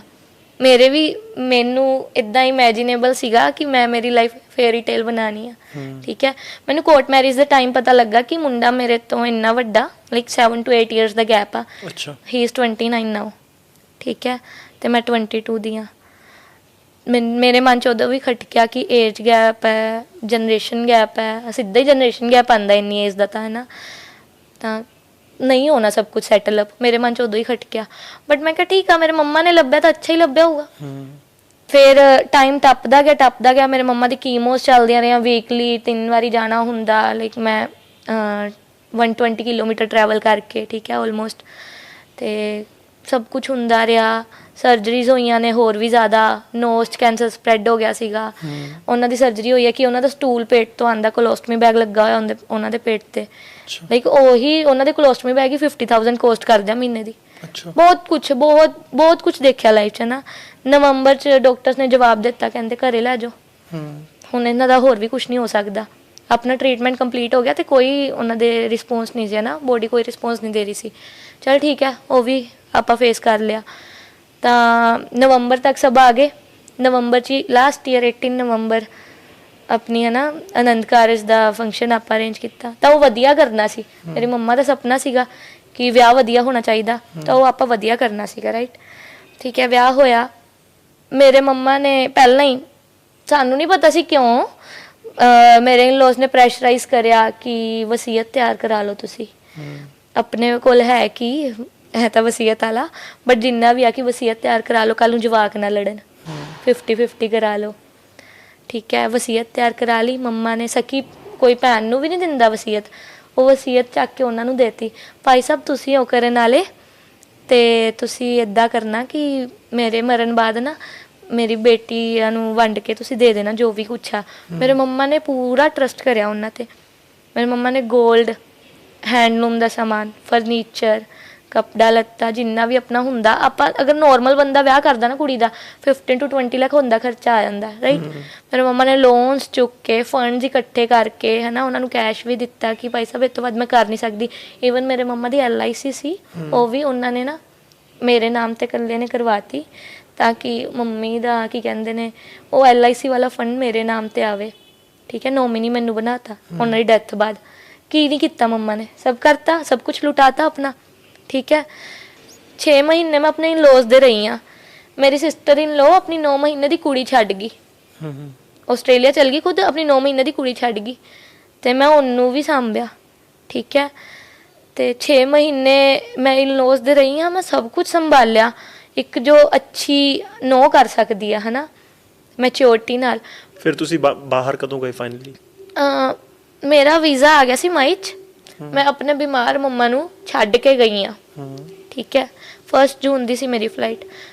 ਮੈਨੂੰ ਪਤਾ ਮੈਂ ਮੇਰੇ ਮੰਮਾ ਨੂੰ ਕਦੇ ਮਿਲ ਨਹੀਂ ਪਾਉਂਗੀ, ਜੋ ਕੰਡੀਸ਼ਨ ਸੀ ਹੈ ਨਾ। ਠੀਕ ਹੈ, ਉਹ ਤਾਂ ਮੈਂ ਇੱਥੇ ਆ ਕੇ ਬੈਠੀ ਹਾਂ, ਬਟ ਉਸ ਟਾਈਮ ਤੇ ਆਈ ਸੀ ਕਿ ਮੈਂ ਮੇਰੇ ਮੰਮਾ ਨੂੰ ਕਦੇ ਮਿਲ ਨਹੀਂ ਪਾਉਂਗੀ। ਪਰ ਮੈਂ ਮੇਰੇ ਮੰਮਾ ਕਿਉਂ ਛੱਡੇ ਦੱਸੋ ਮੈਨੂੰ? ਮੈਂ ਤਾਂ ਹੀ ਛੱਡੇ ਕਿ ਮੈਂ ਆਪਣੇ ਘਰ ਵਾਲੇ ਕੋਲ ਚਲ ਜਾ, ਉਹੀ ਹੈ ਮੇਰਾ ਲਾਸਟ ਸਪੋਰਟਿੰਗ ਪੁਆਇੰਟ ਹੈ ਨਾ। ਮੈਂ ਬਹੁਤ ਕੁਝ ਦੇਖ ਚੁੱਕੀ ਸੀ, ਮੈਂ ਬਹੁਤ ਅੱਕ ਚੁੱਕੀ ਸੀ ਜ਼ਿੰਦਗੀ ਤੋਂ, ਤੇ ਮੈਂ ਗਈ ਹਾਂ 1 ਜੂਨ ਨੂੰ। ਮੈਂ 2 ਜੂਨ ਨੂੰ ਉੱਥੇ ਪਹੁੰਚੀ ਹਾਂ। 2 ਜੂਨ ਨੂੰ ਸ਼ਾਮ ਨੂੰ ਹੀ ਮੇਰੇ ਅੱਗੇ ਤਰੁਣ ਦੇ ਅਫੇਅਰਸ ਆ ਗਏ। ਗਿੜਗਿੜ ਆਇਆ, ਹੀ ਸੈਡ ਕਿ ਮੈਂ ਸੁਧਰ ਜਾਊਂਗਾ। ਉਹਦੇ ਚ ਚੈਟ ਕਿਵੇਂ ਤੁਹਾਡੇ ਸਾਹਮਣੇ ਅਫੇਅਰਸ, ਤੁਹਾਨੂੰ ਕਿੱਦਾਂ ਪਤਾ ਚੱਲਿਆ? ਮੈਂ ਉਹਦਾ ਫੋਨ ਖੋਲਿਆ, ਮੈਰਿਜ ਦੇ ਟਾਈਮ ਦੀ ਗੱਲ ਆ, ਤਾਂ ਪਤਾ ਨਹੀਂ ਕੀ ਚੀਜ਼ ਦੇਖ ਰਹੀ ਸੀ, ਮੇਰੇ ਅੱਗੇ ਚੈਟ ਆ ਗਈ। ਉਹ ਚੈਟ 'ਚ ਪਤਾ ਕੀ ਸੀ? ਤੁਸੀਂ ਆਈ ਵਾਰੀ ਨਾ ਬੱਚੇ ਵਾਸਤੇ ਮਨਾ ਕਰ ਦਿੰਦੇ ਹੋ, ਤੁਸੀਂ ਨੈਕਸਟ ਟਾਈਮ ਮੈਨੂੰ ਮਿਲਣ ਆਣਾ, ਆਪਾਂ ਬੱਚਾ ਕਰਨਾ ਹੀ ਕਰਨਾ। ਅੱਛਾ। ਮੈਂ ਕਿਹਾ ਆ ਕੀ? ਮੈਂ ਉੱਥੇ ਬਲੈਂਕ ਹੋ ਗਈ। ਮੈਂ ਸਕਰੋਲ ਡਾਊਨ ਕਰੀ ਚੈਟ, ਨੇਕਡ ਫੋਟੋਜ਼, ਤਾਂ ਮਤਲਬ ਫਿਜ਼ੀਕਲ ਹੋਏ ਆ ਉਹ ਚੈਟਸ, ਸਭ ਕੁਝ ਕਲੀਅਰ ਆਊਟ ਹੋ ਰਿਹਾ ਮੈਨੂੰ ਕਿ ਕੀ ਹੈ ਇਹਨਾਂ 'ਚ ਕੀ ਨਹੀਂ ਹੈ। ਮੈਂ ਬਲੈਂਕ ਹੋ ਗਈ। ਮੈਂ ਕਿਹਾ ਤੂੰ ਮੇਰੀ ਲਾਈਫ ਕਿਉਂ ਖਰਾਬ ਕਰੀ? ਬਟ ਉਹ ਗਿੜਗਿੜ ਆਇਆ, ਉਹ ਕਹਿੰਦਾ ਮੈਂ ਬੈਗ ਗਿਆ ਸੀ, ਇਹ ਆ ਉਹ ਆ। ਮੇਰੇ ਕੋਲ ਕੀ ਸੀ ਉਹਦਾ ਆਪਸ਼ਨ ਕਿ ਮੈਂ ਕਿਤੇ ਹੀ ਨਹੀਂ ਜਾ ਸਕਦੀ, ਮੇਰੇ ਮੰਮਾ ਡੈਥ ਬੈੱਡ ਤੇ ਨੇ, ਉਹਨਾਂ ਨੂੰ ਕਦੋਂ ਵੀ ਕੁਝ ਵੀ ਹੋ ਸਕਦਾ। ਤਾਂ ਠੀਕ ਆ, ਮੈਂ ਮੇਰੀ ਕਿਸਮਤ ਮੰਨ ਕੇ ਸਮਝ ਲਿਆ। ਔਰ ਠੀਕ ਆ, ਆਪਾਂ ਨੂੰ ਜਦੋਂ ਫਸਟ ਰਿਲੇਸ਼ਨ ਹੁੰਦਾ ਆਪਣਾ ਨੋਰਮਲੀ, ਅਗਰ ਸਕੂਲ ਲਾਈਫ ਦਾ ਵੀ ਹੁੰਦਾ ਹਨਾ, ਹਰ ਕਿਸੇ ਨੂੰ ਹੁੰਦਾ ਪਿਆਰ, ਤਾਂ ਆਪਾਂ ਨੂੰ ਕੀ ਹੁੰਦਾ ਕਿ ਆਪਾਂ ਉਹਦੀ ਹਰ ਇੱਕ ਗਲਤੀ ਮਾਫ ਕਰਦੇ ਹਾਂ। ਤਾਂ ਮੇਰੇ ਨਾਲ ਵੀ ਇਦਾਂ ਹੀ ਹੋਇਆ। ਠੀਕ ਹੈ, ਸੋ ਜਦੋਂ ਤੁਸੀਂ ਇੱਥੇ ਇੰਡੀਆ 'ਚ ਸੀ, ਇਹ ਉਦੋਂ ਉਹਨਾਂ ਦਾ ਉੱਥੇ ਰਿਲੇਸ਼ਨ ਚੱਲ ਰਿਹਾ ਸੀ? ਹਾਂ। ਤੇ ਉਹ ਕੁੜੀ ਕਿੱਥੋਂ ਦੀ ਸੀ? ਉਹ ਵੈਸੇ ਤਾਂ ਬੇਸਿਕਲੀ ਦੇਹਰਾਦੂਨ ਦੀ ਆ, ਤੇ ਉਹ ਕੈਨੇਡਾ ਹੀ ਰਹਿੰਦੀ। ਅੱਛਾ, ਉੱਥੇ ਹੀ ਰਹਿੰਦੀ ਸੀ। ਤੇ ਉਹ ਚੈਟ ਆ ਗਈ ਅੱਗੇ, ਉਹ ਗਿੜਗਿੜ ਆਇਆ, ਮੈਂ ਮਾਫ ਕਰਤਾ ਫਿਰ ਤੋਂ। ਤਾਂ ਮੈਂ 1 ਜੂਨ ਨੂੰ ਮੇਰੀ ਫਲਾਈਟ ਸੀ, 2 ਜੂਨ ਨੂੰ ਮੈਂ ਉੱਥੇ ਪਹੁੰਚਦੀ ਹਾਂ। ਤਾਂ 2 ਜੂਨ ਨੂੰ ਸ਼ਾਮ ਨੂੰ ਹੀ ਮੇਰੇ ਅੱਗੇ ਉਹਦੇ ਨਾਲ ਕਾਲ ਲੋਗਸ ਆ ਗਈਆਂ। ਪਹਿਲਾਂ ਮੈਸੇजेस ਆਏ, ਰੀਸੈਂਟਲੀ ਡਿਲੀਟ 'ਚ ਪਏ ਸੀ, ਉਹ ਤਾਂ ਉਹਨੇ ਫੜ ਕੇ ਡਿਲੀਟ ਕਰਤੇ। ਮੈਂ ਕਿਹਾ ਕਰ ਦੇ। ਮੈਂ ਫੇਸ ਟਾਈਮ ਦੀ ਕਾਲ ਲੋਗਸ ਖੋਲੀਆਂ, ਫੇਸ ਟਾਈਮ ਤੇ ਆ ਗਈਆਂ ਕਾਲ ਲੋਗਸ। ਮੈਂ ਕਿਹਾ ਤੇਰੀ ਵੀਡੀਓ ਕਾਲਸ ਕਿਉਂ ਆਉਂਦੀਆਂ ਨੇ? ਹੀ ਸੈਡ ਕਿ ਇਹ ਜੋਬ, ਮੇਰੇ ਤੋਂ ਜੋਬ ਲਈ ਹੈਲਪ ਮੰਗ ਰਹੀ ਹੈ। ਮੈਂ ਸਿੱਧੀ ਹੋ ਗਈ, ਮੈਂ ਕਿਹਾ ਤੇਰੇ ਜਿੰਦੇ ਨਾਲ ਫਿਜ਼ੀਕਲ ਰਿਲੇਸ਼ਨ ਸੀ, ਤੈਨੂੰ ਆਉਂਦੀ ਹੋਈ ਹੈਲਪ ਕਰਨੀ ਆ, ਤੇ ਵੀਡੀਓ ਕਾਲਸ ਤੇ ਕਿਹੜੀ ਜੋਬ ਮਿਲਦੀ ਆ? ਮੈਂ ਤਾਂ ਨਹੀਂ ਅੱਜ ਤੱਕ ਕਿਸੇ ਤੋਂ ਵੀ ਵੀਡੀਓ ਕਾਲਸ ਤੇ ਜੋਬ ਲਈ। ਤਾਂ ਕਹਿੰਦਾ ਕਿ ਉਹ ਇੰਡੀਆ ਗਈ ਹੋਈ ਆ, ਉਹਦਾ ਜੀ ਨਹੀਂ ਲੱਗਦਾ, ਉਹ ਕਹਿੰਦੀ ਆ ਮੈਨੂੰ ਫੋਨ ਲਾ ਕੇ ਛੱਡ ਦਿਓ। ਤੇ ਮੇਰੀ ਉਹ ਕੁੜੀ ਨਾਲ ਗੱਲ ਹੋਈ ਆ, ਉਹਦੇ ਮੰਮਾ ਨਾਲ ਵੀ ਗੱਲ ਹੋਈ ਆ। ਉਹ ਕੁੜੀ ਕਹਿੰਦੀ ਮੈਨੂੰ ਇਹਨੇ ਧੋਖੇ 'ਚ ਰੱਖਿਆ। ਅੱਛਾ। ਕਹਿੰਦਾ ਵਿਆਹ ਹੋ ਗਿਆ, ਕਹਿੰਦੀ ਮੈਂ ਇਹਦੇ ਕਰਕੇ ਬਿਮਾਰ ਹੋ ਚੁੱਕੀ ਹਾਂ, ਕਹਿੰਦੀ ਇਹਨੇ ਮੈਨੂੰ ਫਿਜ਼ੀਕਲੀ ਯੂਜ਼ ਕਰਿਆ ਸਿਰਫ। ਠੀਕ ਹੈ, ਕਹਿੰਦੀ ਤੁਹਾਡੇ ਆਉਣ ਤੋਂ ਪਹਿਲਾਂ ਜਦੋਂ ਮੈਨੂੰ ਪਤਾ ਲੱਗ ਗਿਆ ਕਿ ਇਹ ਮੈਰਿਡ ਹੈ, ਇਹ ਮੈਨੂੰ ਕਹਿ ਰਿਹਾ ਕਿ ਤੁਸੀਂ ਆਓ, ਆਪਾਂ ਮਿਲਣਾ ਵਾ, ਤੁਸੀਂ ਵਾਪਸ ਜਲਦੀ ਆ ਜਾਓ, ਆਪਾਂ ਮਿਲਣਾ। ਕਹਿੰਦੀ ਮੈਨੂੰ ਦੱਸਿਆ ਨਹੀਂ ਮੈਂ ਕਦੋਂ ਆਉਣਾ ਕੈਨੇਡਾ ਵਾਪਸ। ਕਹਿੰਦੀ ਮੈਂ ਬਹੁਤ ਜ਼ਿਆਦਾ ਡਿਪਰੈਸ਼ਨ 'ਚ ਚਲੀ ਗਈ ਇਹਦੀ ਵਜ੍ਹਾ ਤੋਂ। ਕਹਿੰਦੀ ਮੈਂ ਆਪਣੇ ਘਰ ਗੱਲ ਕਰ ਲਈ ਸੀ ਵਿਆਹ ਦੀ, ਤੇ ਕਹਿੰਦੀ ਮੈਨੂੰ ਇੱਦਾਂ ਹੀ ਕਹਿੰਦਾ ਸੀਗਾ ਕਿ ਤੁਸੀਂ ਆਓ, ਮੈਂ ਮਿਲਣਾ, ਮੇਰੀ ਵਾਈਫ ਦੇ ਆਉਣ ਤੋਂ ਪਹਿਲਾਂ ਆ ਜਾਓ, ਮੈਂ ਮਿਲਣਾ, ਆਈ ਮਿਸ ਯੂ ਲੋਟ, ਇਹ ਵੋ। ਮੈਂ ਇੱਥੇ ਪੈਕਿੰਗਸ ਕਰ ਰਹੀ ਸੀ, ਉਹ ਉਹਨੂੰ ਮਿਸ ਯੂ ਕਰ ਰਿਹਾ ਸੀ। ਉਹ ਕੈਲਗਰੀ ਘੁੰਮਣ ਗਿਆ ਹੋਇਆ ਸੀਗਾ, ਤੇ ਉਹ ਉਹਨੂੰ ਵਿਊਜ਼ ਦਿਖਾ ਰਿਹਾ ਸੀ ਕੈਲਗਰੀ ਦੇ। ਮੈਨੂੰ ਤਾਂ ਨਹੀਂ ਦਿਖਾਏ, ਉਹਨੇ ਵੀਡੀਓ ਕਾਲ ਕਰ ਕਰਕੇ ਕੈਲਗਰੀ ਦੇ ਵਿਊਜ਼। ਠੀਕ ਹੈ, ਉਹ ਬ੍ਰੇਕਿੰਗ ਪੁਆਇੰਟ ਸੀ। ਸਨੈਪਚੈਟ ਖੋਲ੍ਹਿਆ, ਮੈਂ ਸੁੱਤਾ ਪਿਆ ਸੀ ਉਹ, ਮੈਂ ਮੇਰੇ ਮੰਮਾ ਨਾਲ ਗੱਲ ਕਰਕੇ ਹਟੀ ਉਹਦੇ ਫੋਨ ਤੋਂ। ਫਿਰ ਮੈਂ ਸਨੈਪਚੈਟ ਖੋਲ੍ਹਿਆ, ਉਹਦੇ ਹਿਡਨ ਫੋਲਡਰ ਦਾ ਪਾਸਵਰਡ ਉਹੀ ਸੀ ਜੋ ਉਹਦੇ ਫੋਨ ਦਾ ਸੀ, ਉਹੀ ਲਗਾਇਆ, ਲੱਗ ਗਿਆ। ਤੇ ਮੈਂ ਇੱਕ ਵੀਡੀਓ ਵੀ ਸੰਤੋਸ਼ ਬਲਜੋਤ ਦੇ ਨਾਮ ਤੋਂ ਅਕਾਊਂਟ ਆ, ਉਹਦੇ ਤੇ ਪਾ ਰੱਖੀ, ਅਪਲੋਡ ਕਰ ਰੱਖੀ ਆ। ਇੱਕ ਮੈਰਿਡ ਕੁੜੀ ਦੇ ਨਾਲ ਉਹਦੀ ਫੋਰਹੈਡ ਕਿਸ ਦੀ ਫੋਟੋ ਆ। ਅੱਛਾ। ਉੱਠਿਆ ਉਹ, ਮੈਂ ਕਿਹਾ ਇਹ ਕੀ ਆ? ਮੈਂ ਉਹ ਆਪਣੇ ਫੋਨ 'ਚ ਪਹਿਲਾਂ ਹੀ ਪਾ ਲਿਆ ਸੀਗਾ, ਮੈਨੂੰ ਪਤਾ ਸੀ ਇਹ ਬੰਦਾ ਹੁਣ ਟੇਢਾ ਵਾ ਹਨਾ, ਜਿਹੜਾ ਮਤਲਬ ਆਪਣੇ ਪੰਜਾਬੀ 'ਚ ਕਹਾਵਤ ਆ, ਜਿਹਨੂੰ ਰੱਸੇ ਚੱਬਣ ਦੀ ਆਦਤ ਪੈ ਜੇ ਨਾ, ਉਹ ਨਹੀਂ ਸੁਧਰਦਾ ਹੁੰਦਾ ਕਦੇ। ਠੀਕ ਹੈ, ਤੇ ਮੈਂ ਕਿਹਾ ਕੁੱਤੇ ਦੀ ਪੂਛ ਵੀ ਨਹੀਂ ਸਿੱਧੀ ਹੁੰਦੀ, ਮੈਂ ਕਿਹਾ ਇਹ ਬੰਦਾ ਤਾਂ ਟੇਢਾ ਹੀ ਆ। ਤਾਂ ਮੈਂ ਟੁੱਟ ਗਈ, ਮੈਂ ਬਲੈਂਕ ਹੋ ਗਈ ਉਸ ਟਾਈਮ ਤੇ। ਮੈਂ ਕਿਹਾ ਇਹ ਕੌਣ ਆ? ਕਹਿੰਦਾ ਗੁਰਪ੍ਰੀਤ ਆ। ਮੈਂ ਕਿਹਾ ਅੱਗੇ ਬੋਲ ਕੌਣ ਆ? ਕਹਿੰਦਾ ਮੇਰੀ ਭੈਣ ਬਣੀ ਹੋਈ ਆ। ਤੇ ਮੈਂ ਕਿਹਾ ਤੇਰੀ ਭੈਣ ਨਾਲ ਇਦਾਂ ਦੀ ਫੋਟੋ ਦਿਖਾ ਦੇ। ਮੈਂ ਕਿਹਾ ਭੈਣ ਤਾਂ ਇਹ ਹੈ ਨਹੀਂ, ਹਿਡਨ 'ਚ ਕਿਉਂ ਰੱਖੀ ਆ? ਫੋਰਹੈਡ ਕਿਸ ਦੀ ਫੋਟੋ ਉੱਪਰੋਂ? ਤਾਂ ਨਹੀਂ ਮੰਨਿਆ ਮੈਂ ਮਤਲਬ ਬਹੁਤ ਸਾਡਾ ਕਲੇਸ਼ ਹੋਣਾ। ਉਹਨੇ ਮੈਨੂੰ ਮਾਰਕੁੱਟ ਸ਼ੁਰੂ ਕਰਤੀ 3 ਜੂਨ ਤੋਂ ਹੀ। 2 ਜੂਨ ਨੂੰ ਮੈਂ ਪਹੁੰਚੀ, 3 ਜੂਨ ਤੋਂ ਮਾਰਕੁੱਟ ਸ਼ੁਰੂ ਕਰਤੀ। ਮੇਰੇ ਤੋਂ ਨਹੀਂ ਬਰਦਾਸ਼ਤ ਹੋਇਆ। ਮੈਂ ਮੇਰੇ ਮੰਮਾ ਨੂੰ ਸਭ ਕੁਝ ਦੱਸਤਾ। ਮੈਂ ਕਿਹਾ ਮੰਮਾ ਇੱਦਾਂ ਹੋ ਰਿਹਾ। ਮੰਮਾ ਕਹਿੰਦੇ ਬੰਦਾ ਸਿਰ ਦਾ ਤਾਜ ਹੁੰਦਾ। ਉਹੀ ਟਿਪੀਕਲ ਬੁੜੀਆਂ ਵਾਲੀ ਗੱਲਾਂ।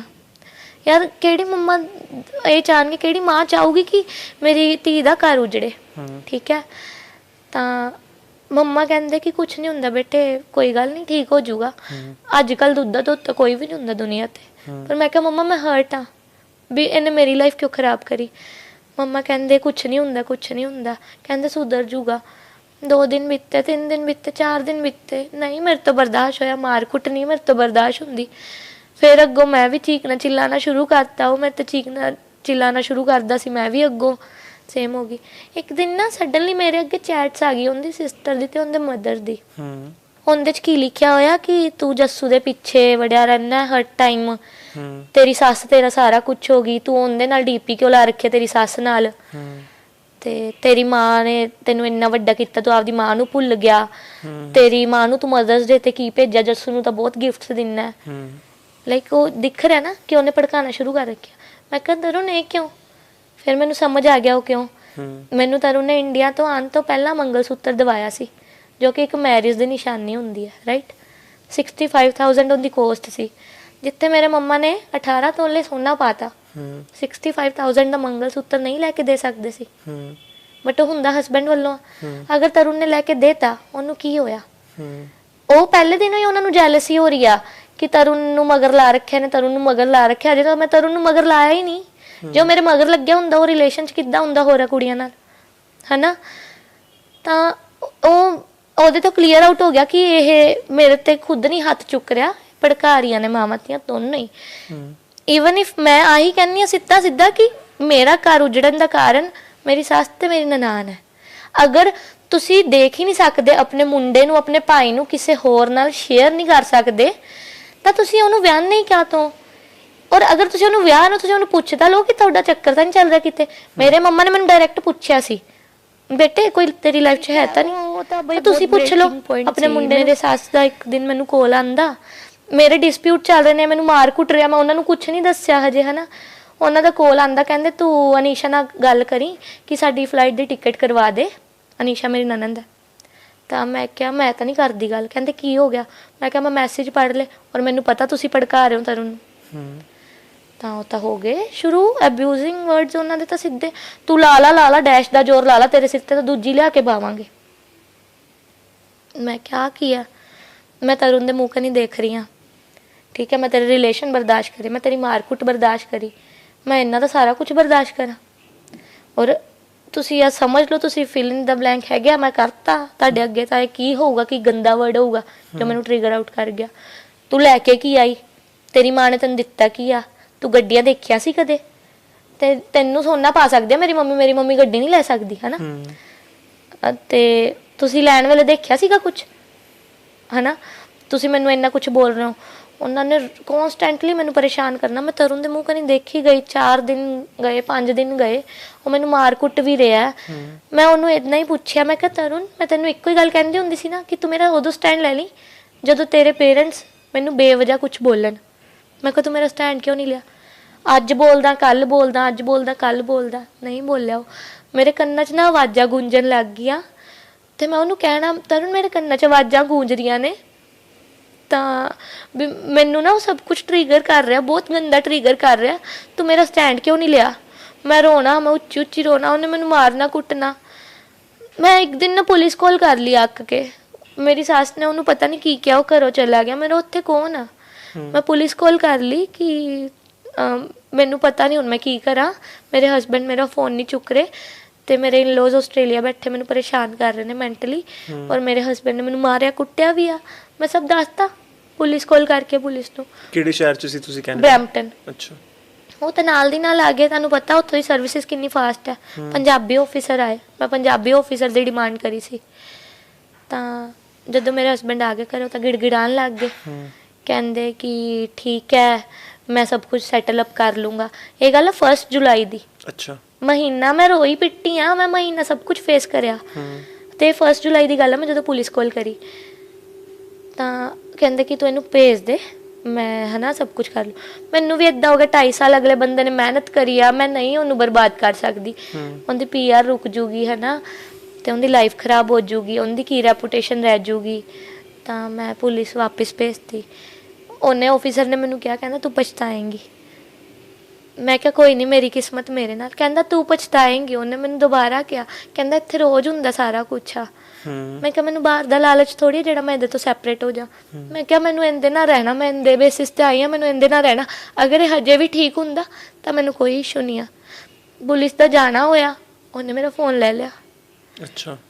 ਤੇ ਉਸ ਤੋਂ ਬਾਅਦ ਉਹ ਮੇਰੇ ਬਾਲ ਪਕੜ ਕੇ ਲੈ ਗਿਆ। ਵੁਡਨ ਵਾਲਸ ਹੁੰਦੀਆਂ ਨੇ ਤਾਂ ਬਾਹਰ ਰੋਣ ਦੀ ਆਵਾਜ਼ ਆਉਂਦੀ ਆ, ਰਾਈਟ। ਬਾਲ ਪਕੜ ਕੇ ਨਾ ਘਸੀਟ ਕੇ ਮੈਨੂੰ ਬਾਥਰੂਮ 'ਚ ਲੈ ਗਿਆ। ਮੈਨੂੰ ਬਹੁਤ ਕੁੱਟਿਆ ਉਹਨੇ ਉੱਥੇ। ਮੇਰਾ ਫੋਨ ਵੀ ਉਹਨੇ ਰੱਖ ਲਿਆ ਨਾ। ਤੇ he tried to kill me even, ਮਤਲਬ ਉਹਨੇ ਪੂਰੀ ਕੋਸ਼ਿਸ਼ ਕਰੀ ਕਿ ਉਹ ਮੈਨੂੰ ਮਾਰ ਦੇ। ਉਹਨਾਂ ਉਸ ਪਰਿਵਾਰ ਲਈ ਕੰਮ ਬਹੁਤ ਸੌਖਾ। ਕਿਉਂਕਿ ਇਹਨਾਂ ਦੇ ਪਿੰਡ ਹੁਣ ਆਹੀ ਕਹਿ ਰਹੇ ਨੇ, ਮੇਰੇ ਸਹੁਰਾ ਸਾਹਿਬ ਆ ਉਹ LIC ਕਰਦੇ ਨੇ, ਲਾਈਫ ਇੰਸ਼ੋਰੈਂਸ ਕਰਦੇ ਨੇ, ਵੀ ਇਹਨਾਂ ਦੀ ਵੱਡੀ ਕੁੜੀ LIC ਕਰਕੇ ਮਾਰੀ ਹੋਈ ਆ। ਤਾਂ ਹੀ ਤਾਂ ਮੇਰੇ ਮੰਮਾ ਦੇ LIC ਦੇ ਮਗਰ ਪੈ ਗਏ, ਤੁਸੀਂ ਕੁੜੀ ਦੇ ਨਾਮ ਕਰੋ। ਉਹਨਾਂ ਲਈ ਪੈਸਾ ਹੀ ਸਭ ਕੁਛ ਆ। ਤਾਂ ਉਹਨਾਂ ਨੇ ਮੈਨੂੰ ਮਾਰ ਦੇਣਾ ਸੀ। ਜਿਹੜਾ ਬੰਦਾ ਇਹ ਨਹੀਂ ਪੁੱਛ ਰਿਹਾ ਤੂੰ ਖਾਧਾ ਕੀ ਆ, ਪੀਤਾ ਕੀ ਆ, ਤੇ ਇੰਨਾ ਮੈਨੂੰ ਮਾਰ ਕੁੱਟ ਰਿਹਾ। ਮੈਂ ਉਹਨੂੰ ਕਦੇ ਰੋਟੀ ਦਾ ਓਲਾ ਨਹੀਂ ਰੱਖਿਆ, ਮੇਰੇ ਹੱਥ ਤੋਂ ਮਰੋੜ ਦਿੰਦਾ ਸੀ ਉਹ। ਮੈਂ ਮੰਮਾ ਕੋਲ ਰੋਣਾ, ਮੰਮਾ ਹੱਥ ਦੁਖਦੇ ਪਏ ਨੇ ਬਹੁਤ ਜ਼ਿਆਦਾ। ਮੈਂ ਫਿਰ ਵੀ ਰੋਟੀ ਦਾ ਵੀ ਕਦੇ ਓਲਾ ਨਹੀਂ ਰੱਖਿਆ ਉਹਦੇ ਤੋਂ। ਮੈਂ ਅਗਰ ਮੇਰੇ ਕੋਲ ਉਦੋਂ ਗਰਮ ਪੱਟੀ ਨਹੀਂ ਸੀ, ਮੈਂ ਇੰਡੀਆ ਤੋਂ ਲੈ ਕੇ ਨਹੀਂ ਗਈ ਸੀ, ਤਾਂ ਮੈਂ ਸੌਕਸ ਚੜਾ ਕੇ ਸਪਰੇ ਕਰਕੇ ਸੌਕਸ ਚੜਾ ਕੇ ਸੋ ਜਾਣਾ ਕਿ ਇਹਨੂੰ ਹੀਟ ਮਿਲ ਜਾਏ ਹੈਂਡ ਨੂੰ। ਤਾਂ ਉਹਨੇ ਕਹਿਣਾ ਡਰਾਮੇ ਕਰਦੀ ਆ। ਮੈਂ ਬਹੁਤ ਗੰਦਾ ਟਾਈਮ ਫੇਸ ਕਰਿਆ। ਉਹਨੇ ਮੈਨੂੰ ਮਾਰਨ ਦੀ ਪੂਰੀ ਕੋਸ਼ਿਸ਼ ਕਰੀ, ਈਵਨ ਉਹਨੇ ਮਾਰ ਦੇਣਾ ਸੀ। ਮੈਂ ਉਹਨੂੰ ਮਿੰਨਤਾਂ ਕਰੀਆਂ, ਮੈਂ ਅੱਕ ਚੁੱਕੀ ਸੀ ਬਹੁਤ ਜ਼ਿਆਦਾ। ਮੈਂ ਕਿਹਾ ਮੈਨੂੰ ਮੇਰੇ ਮੰਮਾ ਨਾਲ ਗੱਲ ਕਰਨ ਦੇ, ਔਰ ਮੈਂ ਕਿਹਾ ਮੈਨੂੰ ਪੁੱਠਾ ਭੇਜ ਦੇ। ਮੈਂ ਕਿਹਾ ਮੈਂ ਹੱਥ ਜੋੜ ਰਹੀ ਹਾਂ, ਮੈਂ ਪੈਰ ਵੀ ਫੜੇ ਹੁੰਦੇ। ਮੈਂ ਕਿਹਾ ਮੈਂ ਕਿਸੇ ਕੋਲ ਕੰਪਲੇਨ ਨਹੀਂ ਕਰੂੰਗੀ, ਕੀ ਪਤਾ ਆਪਣਾ ਸਭ ਕੁਝ ਠੀਕ ਹੋ ਜੇ, ਕੀ ਪਤਾ ਤੈਨੂੰ ਰਿਅਲਾਈਜ਼ ਹੋ ਜੇ, ਹਨਾ, ਕੀ ਪਤਾ ਤੇਰੇ ਪੇਰੈਂਟਸ ਨੂੰ ਰਿਅਲਾਈਜ਼ ਹੋ ਜੇ, ਕੀ ਪਤਾ ਤੇਰੇ ਪੇਰੈਂਟਸ ਮੈਨੂੰ ਆ ਕੇ ਗੋਦੀ ਲੈ ਲੈਣ ਵੀ ਬੇਟੇ ਕੋਈ ਗੱਲ ਨਹੀਂ, ਸਾਡੇ ਤੋਂ ਜੋ ਹੋ ਗਿਆ ਹੋ ਗਿਆ। ਮੈਂ ਕਿਹਾ ਕਿਉਂਕਿ ਅਗਰ ਮੇਰੇ ਪੇਰੈਂਟਸ ਤੋਂ ਵੀ ਕੁਝ ਗਲਤ ਹੋ ਜਾਊਗਾ ਤਾਂ ਅਗਰ ਉਹ ਮੈਨੂੰ ਮਨਾ ਲੈਣਗੇ, ਮੈਂ ਮੰਨ ਨਹੀਂ ਜਾਊਂਗੀ। ਮੈਂ ਇੱਕੋ ਹੀ ਗੱਲ ਕਹਿੰਦੀ ਸੀ, ਮਨਾ ਲਿਓ ਮੈਨੂੰ, ਪਰ ਮੈਂ ਘਰ ਵੀ ਨਹੀਂ ਤੋੜਦੀ। ਮੈਨੂੰ ਪੁੱਠਾ ਭੇਜ ਦੇ ਇੱਕ ਵਾਰੀ, ਮੈਂ ਮੇਰੇ ਮੰਮਾ ਕੋਲ ਜਾਣਾ। ਅਗਰ ਮੈਂ ਇੱਥੇ ਮਰ ਗਈ ਜਾਂ ਤੂੰ ਮੈਨੂੰ ਮਾਰਤਾ ਤਾਂ ਮੈਂ ਮਤਲਬ ਮੇਰੇ ਮੰਮਾ ਕੋਲ ਇੰਨੇ ਫੰਡਸ ਨਹੀਂ ਆ ਕਿ ਉਹ ਮੇਰੇ ਬੋਡੀ ਮੰਗਾ ਲੈਣ। ਉਹ ਡੈਥ ਬੈੱਡ ਤੇ ਨੇ, ਉਹਨਾਂ ਤੇ ਬਹੁਤ ਖਰਚਾ ਜਾ ਰਿਹਾ। ਉਹ ਮੇਰੇ ਬਿਨਾਂ ਰਹਿ ਵੀ ਨਹੀਂ ਸਕਦੇ ਅਗਰ ਉਹਨਾਂ ਨੂੰ ਪਤਾ ਲੱਗੂਗਾ ਕਿ ਇਹ ਮਰ ਗਈ। ਮੈਂ ਇੰਨੀ ਜ਼ਿਆਦਾ ਪੈਨਿਕ ਹੋ ਗਈ ਸੀ ਕਿ ਮੇਰੇ ਮਨ 'ਚ ਸੁਸਾਈਡਲ ਥੋਟ ਆ ਰਹੇ ਸੀਗੇ। ਠੀਕ ਹੈ, ਮੈਂ ਉੱਥੇ ਵਾਰਡਰੋਬ ਸੀਗਾ, ਮੈਂ ਆਪਣੇ ਆਪ ਨੂੰ ਇੰਨਾ ਜਾਨ ਬਚਾਉਣ ਦੀ ਮੈਂ ਕੋਸ਼ਿਸ਼ ਕਰਦੀ ਸੀ। ਵਾਰਡਰੋਬ ਹੁੰਦਾ ਕੈਨੇਡਾ 'ਚ, ਮਾਸਟਰ ਬੈਡਰੂਮ ਹੁੰਦੇ ਆ ਨਾ, ਤਾਂ ਵਾਰਡਰੋਬ ਸੈਕਸ਼ਨ ਵੀ ਇੱਕ ਲੋਕ ਹੁੰਦਾ ਵਾ, ਉਹਦਾ ਵੀ ਡੋਰ ਹੁੰਦਾ। ਠੀਕ ਹੈ, ਜਿੱਦਾਂ ਆਪਣੇ ਸਟੋਰ ਰੂਮ ਹੁੰਦੇ ਆ ਉੱਦਾਂ, ਤੇ ਵਾਸ਼ਰੂਮ ਹੁੰਦਾ ਅਟੈਚ, ਤੇ ਇੱਕ ਹੁੰਦਾ ਗਾ ਕਿ ਪੂਰਾ ਖੁੱਲਾ ਬੈਡਰੂਮ ਹੁੰਦਾ। ਮਾਸਟਰ ਬੈਡਰੂਮ ਸੀ ਸਾਡੇ ਕੋਲ। ਤਾਂ ਉਹ ਮੈਂ ਵਾਰਡਰੋਬ 'ਚ ਫਰਸ਼ ਤੇ ਸੁੱਤੀ 2 ਦਿਨ, ਠੰਡੇ ਫਰਸ਼ ਤੇ। ਮੈਂ ਬਾਹਰੋਂ ਲੌਕ ਕਰਤਾ ਸੀ, ਮੈਂ ਆਪਣੇ ਆਪ ਨੂੰ ਲੋਕ ਕਰਕੇ ਸੁੱਤੀ।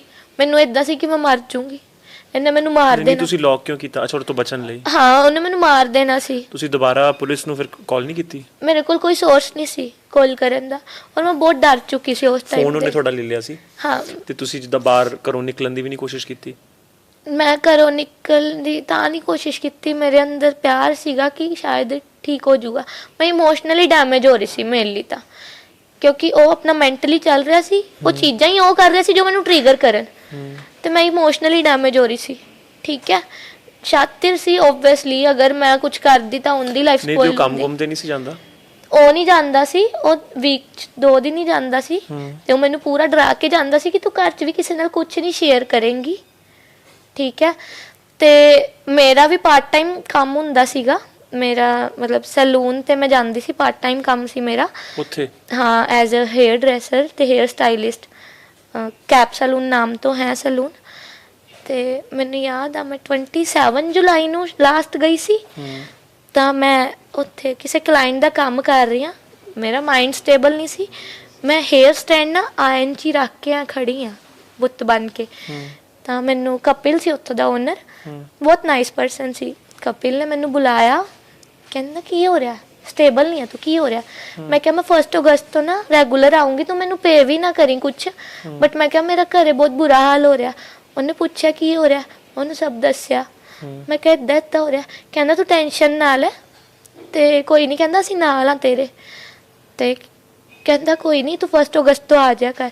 ਬਟ 27 ਤੋਂ 1 ਅਗਸਤ 3 ਦਿਨ ਦਾ ਗੈਪ ਪੈ ਗਿਆ, 3 ਤੋਂ 4 ਦਿਨ ਦਾ। ਉਹਦੇ 'ਚ ਮੈਂ ਬਹੁਤ ਜ਼ਿਆਦਾ ਪਾਗਲ ਹੋ ਗਈ ਸੀ। ਉਹ ਚੀਜ਼ਾਂ ਹੀ ਉਹ ਕਰ ਰਿਹਾ ਸੀ ਜੋ ਮੈਨੂੰ ਮੈਂਟਲੀ ਟ੍ਰਿਗਰ ਕਰ ਰਹੀਆਂ ਸੀ, ਹਰਕਤਾਂ ਹੀ ਉਹ ਕਰ ਰਿਹਾ ਸੀਗਾ। ਉਹ ਈਵਨ ਉਹ ਮੈਨੂੰ ਨਾ ਫਿਜ਼ੀਕਲੀ ਬਹੁਤ ਟੌਰਚਰ ਕਰਦਾ ਸੀ। ਉਹਦੀ ਗਰਲਫ੍ਰੈਂਡਸ ਨਾਲ ਗੱਲ ਹੁੰਦੀ ਨਾ, ਤਾਂ ਉਹ ਇਦਾਂ ਹੀ ਕਹਿੰਦੀਆਂ ਕਿ ਇਹਨੇ ਨਾ ਸਾਨੂੰ ਜ਼ਿੰਦਾ ਲਾਸ਼ ਸਮਝ ਰੱਖਿਆ ਸੀ। ਉਹ ਅਜੀਬ ਹੀ ਆ, ਉਹ ਓਵਰ ਹਾਈਪਰ ਆ ਸੈਕਸ਼ੂਅਲ ਲਾਈਫ 'ਚ, ਠੀਕ ਹੈ। ਉਹਨੂੰ ਕਿਸੇ ਨਾਲ ਕੋਈ ਮਤਲਬ ਨਹੀਂ ਆ। ਅਗਰ ਮੈਂ ਓਪਨਲੀ ਬੋਲ ਰਹੀ ਹਾਂ ਨਾ ਅੱਜ ਇਹ ਕੈਮਰਾਸ 'ਤੇ ਜਾਂ ਕਿਸੇ ਦੁਨੀਆ ਦੇ ਅੱਗੇ, ਮੈਂ ਬਹੁਤ ਜ਼ਿਆਦਾ ਪਰੇਸ਼ਾਨ ਹੋਈ ਹਾਂ ਤਾਂ ਹੀ ਮੈਂ ਬੋਲ ਰਹੀ ਹਾਂ। ਮੈਨੂੰ ਪਤਾ ਮੇਰੇ 'ਤੇ ਕੱਲ੍ਹ ਨੂੰ ਬਹੁਤ ਐਕਸ਼ਨ ਆਉਣਾ। ਮੇਰੀ ਲਾਈਫ ਈਜ਼ੀ ਨਹੀਂ ਆ, ਮੇਰੇ ਫਾਦਰ ਨਹੀਂ ਆ, ਮੇਰੇ ਮਦਰ ਨਹੀਂ ਰਹਿਣੇ, ਮੇਰਾ ਬ੍ਰਦਰ ਨਹੀਂ ਆ। ਮੈਂ ਇੱਕ ਡਿਵੋਰਸੀ ਦੇ ਟੈਗ ਨਾਲ, ਚਾਹੇ ਡਜ਼ਨਟ ਮੈਟਰ ਮੈਂ 2 ਮਹੀਨੇ ਰਹੀ ਹਾਂ ਮੇਰੇ ਹਸਬੈਂਡ ਨਾਲ, ਮੇਰੀ ਲਾਈਫ ਈਜ਼ੀ ਨਹੀਂ ਹੋਣੀ, ਬਟ ਮੈਂ ਬੋਲੂੰਗੀ ਕਿਉਂਕਿ ਮੇਰੇ ਕੋਲ ਗਵਾਉਣ ਨੂੰ ਕੁਛ ਨਹੀਂ ਆ, ਡਰਨ ਨੂੰ ਕੁਛ ਨਹੀਂ ਹੈਗਾ ਕਿ ਮੈਨੂੰ ਇਸ ਚੀਜ਼ ਦਾ ਡਰ ਆ। ਉਹ ਬਹੁਤ ਜ਼ਿਆਦਾ ਓਵਰ ਹਾਈਪਰ ਸੀ ਸੈਕਸ਼ੂਅਲੀ। ਨਹੀਂ ਤੇ ਤੁਸੀਂ ਜਦੋਂ ਸੈਲੂਨ ਵਾਲੇ ਭਾਈ ਨੂੰ ਦੱਸਿਆ ਸਾਰਾ ਕੁਝ, ਫਿਰ ਉਹਨੇ ਤੁਹਾਡੀ ਹੈਲਪ ਕਰਨ ਦੀ ਕੋਸ਼ਿਸ਼ ਨਹੀਂ ਕੀਤੀ?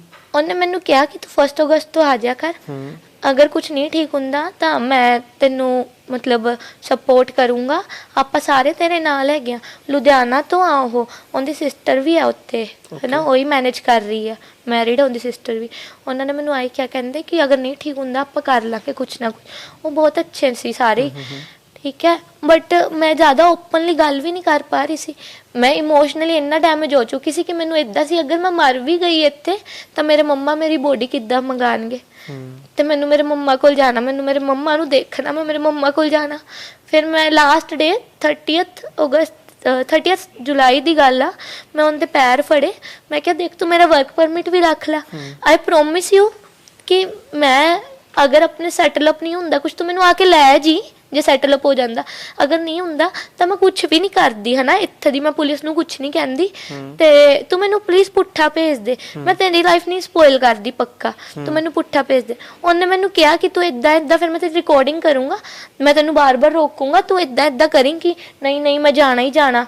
ਲਾਈਕ ਉਹ ਪੂਰਾ ਆਪਣੇ ਮਾਈਂਡ ਨਾਲ ਖੇਲ ਰਿਹਾ ਸੀ, ਮੈਂਟਲੀ ਚੱਲ ਰਿਹਾ ਸੀ ਉਹ। ਕਿਵੇਂ ਕਿਵੇਂ? ਉਹਨੇ ਮੈਨੂੰ ਕਿਹਾ ਕਿ ਮੈਂ ਤੇਰੀ ਰਿਕਾਰਡਿੰਗ ਕਰੂੰਗਾ, ਤੂੰ ਏਦਾਂ ਬੋਲਣਾ ਓਦਾਂ ਬੋਲਣਾ, ਕਿ ਨਹੀਂ ਮੈਂ ਜਾਣਾ ਹੀ ਜਾਣਾ, ਮੈਂ ਤੈਨੂੰ ਰੋਕੂੰਗਾ, ਮੈਂ ਗਿੜਗਿੜਾਊਂਗਾ ਤੈਨੂੰ ਰੋਕਣ ਲਈ। ਅੱਛਾ। ਤੇ ਅਗਰ ਉਹ ਗਿੜਗਿੜਾ ਰਿਹਾ ਹੁੰਦਾ ਆਪਣੀ ਸੇਫਟੀ ਲਈ ਇਹ ਸਭ ਕਰ ਰਿਹਾ ਸੀ। ਹਾਂ, ਕਿ ਅੱਗੇ ਹੁੰਦੇ ਐਕਸ਼ਨ ਨਾ ਆ ਜਾਏ। ਮੈਨੂੰ ਨਹੀਂ ਪਤਾ ਸੀ ਉਹ ਇਦਾਂ ਕਿਉਂ ਕਰ ਰਿਹਾ। ਮੈਂ ਉਦੋਂ ਬਿਲਕੁਲ ਬਲੈਂਕ ਹੋ ਚੁੱਕੀ ਸੀ। ਮੈਨੂੰ ਇਦਾਂ ਸੀ ਕਿ ਮੈਂ ਨਿਕਲਾਂ ਇੱਥੋਂ, ਜਿੱਦਾਂ ਮਰਜ਼ੀ ਨਿਕਲਾਂ, ਹੈ ਨਾ, ਕਿਉਂਕਿ ਪਰ ਉਸ ਤੋਂ ਪਹਿਲਾਂ ਹੋਰ ਤੁਸੀਂ ਦੱਸ ਦਿਓ ਵੀ ਜਿਵੇਂ ਫਿਜ਼ੀਕਲੀ ਇਮੋਸ਼ਨਲੀ ਉਹਨੇ ਤੁਹਾਨੂੰ ਹਾਰਮ ਕਰਨ ਦੀ ਕੋਸ਼ਿਸ਼ ਕੀਤੀ, ਕੋਈ ਹੋਰ ਤੁਸੀਂ ਐਗਜ਼ਾਮਪਲ ਸਾਂਝੇ ਕਰ ਸਕਦੇ ਹੋ? ਉਹਨੂੰ ਕੋਈ ਪ੍ਰੋਬਲਮ ਨਹੀਂ ਹੈਗੀ, ਉਹ ਮਤਲਬ ਉਹਨੂੰ ਕਿਸੇ ਦੀ ਪ੍ਰੋਬਲਮ ਤੋਂ ਕੋਈ ਪ੍ਰੋਬਲਮ ਨਹੀਂ ਹੈਗੀ, ਉਹਨੂੰ ਕੁਛ ਨਹੀਂ ਫਰਕ ਪੈਂਦਾ ਕਿ ਕੋਈ ਕਿਸ ਕੰਡੀਸ਼ਨ 'ਚ ਹੈ, ਠੀਕ ਹੈ। ਆਪਾਂ ਜਦੋਂ ਨੋਰਮਲੀ ਕੁੜੀਆਂ ਦਾ ਇੱਦਾਂ ਹੁੰਦਾ ਕਿ ਜਦੋਂ ਉਹਨਾਂ ਦਾ ਮੂਡ ਹੀ ਨਹੀਂ ਹੈ ਕਿਸੇ ਚੀਜ਼ ਨੂੰ, ਜਦੋਂ ਤੁਸੀਂ ਉਹਨੂੰ ਇੰਨਾ ਜ਼ਿਆਦਾ ਫਿਜ਼ੀਕਲੀ ਹਾਰਮ ਕਰ ਰਹੇ ਹੋ, ਮਾਰ ਕੁੱਟ ਰਹੇ ਹੋ, ਤਾਂ ਉਹ ਤੁਹਾਡੇ ਨਾਲ ਪੈਣ ਨੂੰ ਕਿੱਦਾਂ ਤਿਆਰ ਹੋ ਜੇ। ਬਟ ਉਹ ਪਤਾ ਹੀ ਨਹੀਂ, ਉਹ ਓਵਰ ਹਾਈਪਰ ਆ ਸੈਕਸ਼ੂਅਲ ਲਾਈਫ 'ਚ, ਉਹ ਇੰਨਾ ਗੰਦਾ ਵਾ। ਉਹ ਆਪਣਾ ਖੁਦ ਦਾ ਨਾ, ਮੈਂ ਕਿੱਦਾਂ ਬੋਲਾਂ ਕੈਮਰਾਸ ਤੇ, ਉਹ ਆਪਣਾ ਖੁਦ ਦਾ ਗੰਦ ਵੀ ਖਾਂਦਾ ਵਾ, ਉਹ ਇੰਨਾ ਗੰਦਾ ਵਾ, ਠੀਕ ਹੈ। ਉਹ ਬਹੁਤ ਗੰਦਾ, ਉਹ ਰਾਖਸ਼ਸ ਆ, ਉਹ ਪਤਾ ਨਹੀਂ ਉਹ ਕੀ ਆ। ਤੇ ਉਹ ਮੈਨੂੰ ਮੇਰੇ ਡਾਊਨ ਪੁਆਇੰਟਸ ਤੇ ਵੀ ਨਹੀਂ ਛੱਡਦਾ ਸੀ ਕਿ ਹਾਂ ਇਹ ਇਸ ਟਾਈਮ ਤੇ ਡਾਊਨ ਆ, ਇਹਨੂੰ ਛੱਡਦਾ ਮੈਂ। ਸੋ ਬੇਸਿਕਲੀ ਪਹਿਲਾਂ ਤੁਹਾਨੂੰ ਫਿਜ਼ੀਕਲੀ ਹਾਰਮ ਕਰਦਾ ਸੀ, ਉਸ ਤੋਂ ਬਾਅਦ ਫਿਰ ਮਤਲਬ ਜਦੋਂ ਤੁਸੀਂ ਪੇਨ ਦੇ ਵਿੱਚ ਹੁੰਦੇ ਸੀ ਤੁਹਾਡੇ ਨਾਲ ਸੈਕਸ਼ੂਅਲ ਰਿਲੇਸ਼ਨ ਬਣਾਉਣ ਦੀ ਕੋਸ਼ਿਸ਼ ਕਰਦਾ ਸੀ? ਕਰਦਾ ਕੀ, ਉਹ ਬਣਾਉਂਦਾ ਸੀ। ਉਹ ਬਹੁਤ ਗੰਦਾ ਇਨਸਾਨ ਆ, ਉਹਨੂੰ ਕਿਸੇ ਨਾਲ ਕੋਈ ਮਤਲਬ ਨਹੀਂ ਹੈਗਾ। ਮੈਨੂੰ ਅਗਰ ਯਾਦ ਆਉਂਦਾ ਨਾ ਉਹ ਸਭ ਕੁਛ, ਮੈਂ ਸ਼ਿਵਰ ਹੋਣ ਲੱਗ ਜਾਂਦੀ ਹੈ ਮੇਰੀ ਪੂਰੀ ਬੋਡੀ। ਫਿਰ ਮੈਂ ਆ ਗਈ, ਮੈਂ ਇੰਡੀਆ ਆ ਗਈ, ਉਹਨੇ ਮੈਨੂੰ ਭੇਜਤਾ। ਪਹਿਲਾਂ ਉਹਨੇ ਆਪ ਪ੍ਰੈਸ਼ਰਾਈਜ਼ ਕਰਿਆ ਕਿ ਤੇਰੀ ਮੰਮੀ ਕਰਾਊਗੀ ਫਲਾਈਟ। ਮੈਂ ਕਿਹਾ ਮੇਰੇ ਮੰਮਾ ਕੋਲ ਤਾਂ ਹੁਣ ਕੁਛ ਵੀ ਨਹੀਂ ਹੈਗਾ। ਮੈਂ ਕਿਹਾ ਹੁਣ ਤਾਂ ਜੋ ਕਰਨਾ ਸੀ ਉਹ ਮੈਂ ਕਰਨਾ ਸੀ। ਤਾਂ ਮੈਂ ਕਿਹਾ ਤੂੰ ਮੈਨੂੰ ਪੁੱਠਾ ਭੇਜ ਦੇ, ਮੈਂ ਕਿਹਾ ਤੂੰ ਬੁਲਾਇਆ ਤੂੰ ਹੀ ਭੇਜ ਦੇ, ਤੇਰੇ ਰਿਲੇਸ਼ਨ ਆਇਆ ਤੂੰ ਧੋਖਾ ਕਰਿਆ ਮੇਰੇ ਨਾਲ, ਤੂੰ ਹੀ ਭੇਜੇਗਾ ਮੈਨੂੰ। ਬਸ ਮੈਂ ਇੰਨਾ ਤੈਨੂੰ ਸ਼ੋਰਟੀ ਦੇ ਦਿੰਦੀ ਹਾਂ ਕਿ ਮੈਂ ਇੱਥੇ ਤੇਰਾ ਕੁਛ ਵੀ ਨਹੀਂ ਵਿਗਾੜ ਕੇ ਜਾਂਦੀ, ਮੈਂ ਤੇਰੀ ਵੇਟ ਕਰੂੰਗੀ, ਕੀ ਪਤਾ ਸੈਟਲ ਅਪ ਹੋ ਜੇ ਸਭ ਕੁਛ। ਤਾਂ ਮੈਂ ਆ ਗਈ ਵਾਪਿਸ, ਉਹਨੇ ਭੇਜਣਾ ਹੀ ਸੀਗਾ ਹੈ ਨਾ, ਤਾਂ ਉਹ ਤਾਂ ਚਾਹੁੰਦਾ ਸੀ ਇਹ ਜਾਵੇ। ਉਹਨੇ ਵਰਕ ਪਰਮਿਟ ਵੀ ਰੱਖ ਲਿਆ, ਉਹਨੇ ਬੜੀ ਚਲਾਕੀ ਨਾਲ ਸਭ ਕੁਝ ਕਰਿਆ। ਨਹੀਂ ਤੇ ਉਹਨੂੰ ਡਰ ਨਹੀਂ ਸੀ ਹੈਗਾ ਵੀ ਤੁਸੀਂ ਦੱਸ ਦੋਗੇ ਉੱਥੇ ਜਾ ਕੇ ਕੰਪਲੇਂਟ ਕਰੋਗੇ ਕੁਛ ਏਦਾਂ? ਮੈਂ ਉਰੇ ਕੀ ਕਰ ਲੂੰਗੀ? ਮੈਨੂੰ ਇੱਥੇ ਦਰਖਾਸਤ ਦਿੱਤੇ ਨੂੰ ਅੱਜ 1.5 ਮਹੀਨਾ ਹੋ ਚੁੱਕਿਆ। ਕੀ ਹੋਇਆ? ਕੁਝ ਵੀ ਨਹੀਂ ਹੋਇਆ। ਮੈਂ ਬਾਬਾ ਜੀ ਹੋਰਾਂ ਨੂੰ ਵੀ ਕੰਟੈਕਟ ਕਰਨ ਦੀ ਕੋਸ਼ਿਸ਼ ਕਰੀ ਆ, ਅੰਮ੍ਰਿਤਪਾਲ ਸਿੰਘ ਮਹਿਰੋ ਜੀ ਹੋਰਾਂ ਨੂੰ ਵੀ, ਕੁਝ ਨਹੀਂ ਹੋ ਰਿਹਾ। ਕਿਵੇਂ ਵੀ ਕੰਟੈਕਟ ਨਹੀਂ ਹੋ ਰਿਹਾ, ਕੁਝ ਨਹੀਂ ਕਰ ਪਾ ਰਹੀ ਇੱਥੇ ਮੈਂ। ਤਾਂ ਹੀ ਹੁਣ ਮੈਂ ਓਪਨਲੀ ਬੋਲਣ ਆਈ ਹਾਂ। ਮੈਂ 1 ਅਗਸਤ ਨੂੰ ਆ ਗਈ ਹਾਂ। ਬਸ ਮੈਂ ਮੇਰੀ ਮੰਮਾ ਨੂੰ ਹੱਕ ਕਰਕੇ ਉੱਚੀ ਉੱਚੀ ਰੋਈ।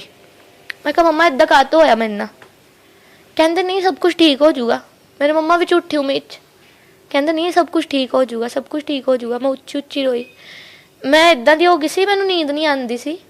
ਮੇਰੇ ਬਸ ਬੋਡੀ ਸ਼ਿਵਰ ਕਰਨ ਲੱਗ ਜਾਂਦੀ। ਅਗਰ ਮੈਨੂੰ ਕੋਈ ਮਾੜਾ ਜਿਹਾ ਬੁਲਾ ਵੀ ਲੈਂਦਾ ਮੈਂ ਰੋਣਾ ਹੀ। ਮੇਰੀ ਮੈਡੀਸਿਨਸ ਚੱਲੀਆਂ 3 ਮਹੀਨੇ, ਤਾਂ 3 ਮਹੀਨੇ ਸਾਈਕੈਟਰਿਸਟ ਕੋਲੋਂ ਕਾਉਂਸਲਿੰਗਸ ਚੱਲੀਆਂ ਹੈ ਨਾ। ਮੈਂ ਧੋਖੇ 'ਚ ਰਹੀ। ਮੈਂ ਇੱਕੋ ਹੀ ਗੱਲ ਪੁੱਛਦੀ, ਮੰਮਾ ਮੈਨੂੰ ਮਨਾਉਣ ਆਊਗਾ? ਉਹ ਮੈਨੂੰ ਮਨਾਉਣ ਆਊਗਾ? ਤੇ ਮੰਮਾ ਕਹਿੰਦੇ ਹਾਂ ਉਹ ਮਨਾਉਣ ਆਊਗਾ। ਕਿਸੇ ਨੂੰ ਕੋਈ ਫਰਕ ਨਹੀਂ। ਮੇਰੇ ਇਨ-ਲॉज ਵੀ ਆ ਗਏ ਆਸਟ੍ਰੇਲੀਆ ਤੋਂ ਵਾਪਿਸ, ਤਾਂ ਉਹ ਆਏ ਹੀ ਨਹੀਂ। ਜਿਨ੍ਹਾਂ ਦਾ ਇੱਕ ਰੈਸਟਿੰਗ ਪੁਆਇੰਟ ਬਣ ਚੁੱਕਿਆ ਸੀ ਰਤੀਆ ਸ਼ਹਿਰ ਸਾਡਾ, ਕਿ ਉਹਨਾਂ ਨੇ ਅਗਰ ਸਿਰਸਾ ਆਣਾ, ਕਿਤੇ ਦਿੱਲੀ ਜਾਣਾ, ਤਾਂ ਉਹਨਾਂ ਨੇ ਰਤੀਆ ਹੋ ਕੇ ਹੀ ਜਾਣਾ, 4-4 ਦਿਨ ਲਾ ਕੇ ਹੀ ਜਾਣੇ। ਜਦੋਂ ਤੱਕ ਵਿਆਹ ਨਹੀਂ ਸੀ ਹੋਇਆ। ਹਾਂ, ਵਿਆਹ ਤੋਂ ਬਾਅਦ ਦੀ ਵੀ ਗੱਲ ਆ, 6 ਮਹੀਨੇ। ਸਿਰਫ ਦਾਜ ਦਹੇਜ ਦੇ ਲੋਭੀ ਸਨ।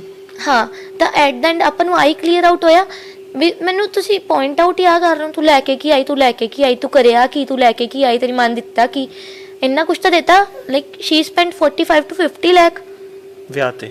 ਹਾਂ, ਬੇਸਿਕਲੀ ਉਹਨਾਂ ਨੇ ਇੰਨਾ ਸਪੈਂਡ ਕਰਤਾ। ਤਾਂ ਤੁਹਾਨੂੰ ਸਿਰਫ ਲੈਣ ਤਾਂ ਹੀ ਮਤਲਬ ਸੀ? ਆਂਦਾ ਦਿਖ ਰਿਹਾ ਸੀ ਸਾਰਾ ਕੁਝ, ਪਤਾ ਸੀਗਾ ਨਾ ਕਿ 2 ਕੁੜੀਆਂ ਨੇ, ਮੰਮੀ ਨੇ ਚਲ ਜਾਣਾ ਵਾ, ਤੇ ਕੋਠੀ ਵੀ ਅੱਧੀ ਅੱਧੀ ਹੋ ਗਈ। ਮੇਰੀ ਸੱਸ ਮੈਨੂੰ ਕਹਿੰਦੀ ਹੁੰਦੀ ਸੀ ਜਦੋਂ ਮੈਂ 6 ਮਹੀਨੇ ਰਹੀ ਹਾਂ ਆਪਣੇ ਇਨ-ਲॉज ਦੇ, ਤੂੰ ਐ ਨਹੀਂ ਜਾਣਾ ਹੈਗਾ ਗਾ ਤਰੁਣ ਕੋਲ, ਪਹਿਲਾਂ ਤੇਰੀ ਮੰਮੀ ਮਰ ਗਈ ਨਾ ਜਦੋਂ, ਉਦੋਂ ਆਪਾਂ ਤੇਰਾ ਪੂਰਾ ਹਿੱਸਾ ਦਵਾ ਕੇ ਫੇਰ ਹੀ ਤੈਨੂੰ ਭੇਜਣਾ। ਅੱਛਾ। ਮਤਲਬ ਉਹ ਹੁਣ ਸਮਝ ਆਉਂਦਾ ਸਭ ਕੁਝ ਕਿ ਉਹਨਾਂ ਨੂੰ ਸਿਰਫ ਲੈਣ ਦਾ ਸੀ। ਫਿਰ ਮੈਂ ਉਹਨਾਂ ਦੇ ਪਿੰਡ ਗਈ ਹਾਂ, ਤਾਂ ਮੈਨੂੰ ਉੱਥੋਂ ਬਹੁਤ ਕੁਝ ਪਤਾ ਲੱਗ ਗਿਆ। ਇਹਨਾਂ ਦੀ ਫੈਮਿਲੀ ਬਾਰੇ ਵੀ ਪਤਾ ਲੱਗ ਗਿਆ। ਆਪਾਂ ਪਹਿਲਾਂ ਕੋਈ ਜਾਂਚ ਪੜਤਾਲ ਨਹੀਂ ਕਰੀ। ਕੀ ਪਤਾ ਚੱਲਿਆ ਤੁਹਾਨੂੰ? ਉਹ ਇਦਾਂ ਕਹਿ ਰਹੇ ਸੀ, ਕਹਿੰਦੇ ਇਹਨੇ ਤਾਂ ਦੂਜਾ ਵਿਆਹ ਵੀ ਕਰਾ ਰੱਖਿਆ ਸੀਗਾ ਕੈਨੇਡਾ। ਤਾਂ ਓਬਵੀਅਸ ਆ, ਕੁੜੀ ਉਹਨੇ ਤੁਹਾਡੇ ਵਿਆਹ ਰੱਖੀ ਤੋਂ ਪਹਿਲਾਂ ਉਹਨੇ ਕਰਾ ਰੱਖਿਆ ਸੀ? ਹਾਂ, ਕੁਝ ਹੋਣਾ ਮੈਨੂੰ ਵੀ ਪਤਾ ਹੋਊਗਾ ਹੀ। ਹੁਣ ਉਹ ਜਿਹੜੀ ਮੈਰਿਡ ਕੁੜੀ ਸੀ ਜਿਹਦੇ ਨਾਲ ਫੋਰਵਰਡ ਕਿਸਤੀ ਆਪਾਂ ਫੋਟੋ ਫੜੀ ਸੀ, ਇੰਡੀਆ ਆਉਣ ਤੋਂ ਬਾਅਦ ਮੇਰੇ ਉਹਦੇ ਹਸਬੈਂਡ ਨਾਲ ਕੰਟੈਕਟ ਹੋਇਆ। ਉਹ ਕੁੜੀ ਦੇ ਉਹ ਹਸਬੈਂਡ ਹੁੰਦਾ ਉੱਥੇ ਹੀ ਆ, ਕੈਨੇਡਾ ਹੀ ਆ, ਪਿੰਡ ਪਟਿਆਲਾ ਕੋਲ ਹੈ, ਕੜਾਲੀ, ਪਤਾ ਨਹੀਂ ਕੜਾਲਾ ਇੱਦਾਂ ਦਾ ਪਿੰਡ ਆ, ਤੇ ਉੱਥੋਂ ਦਾ ਉਹ ਰਹਿਣ ਵਾਲਾ। ਤੇ ਕੁੜੀ ਹੈਗੀ ਖੰਨੇ ਦੀ, ਠੀਕ ਹੈ। ਉਹਨਾਂ ਦਾ 4 ਸਾਲ ਦਾ ਮੁੰਡਾ ਵੀ ਆ। ਅੱਛਾ। ਤੇ ਉਹ ਰੋਇਆ। ਮੈਂ ਉਹਨੂੰ ਕਿਹਾ, ਮੈਂ ਕਿਹਾ ਇਹਨਾਂ ਦਾ ਕੀ ਚੱਕਰ ਸੀ? ਕਹਿੰਦਾ ਤੇਰੇ ਹਸਬੈਂਡ ਨੇ ਮੇਰਾ ਘਰ ਪੱਟਤਾ। ਮੈਂ ਕਿਹਾ ਕਿੱਦਾਂ ਵੀਰੇ?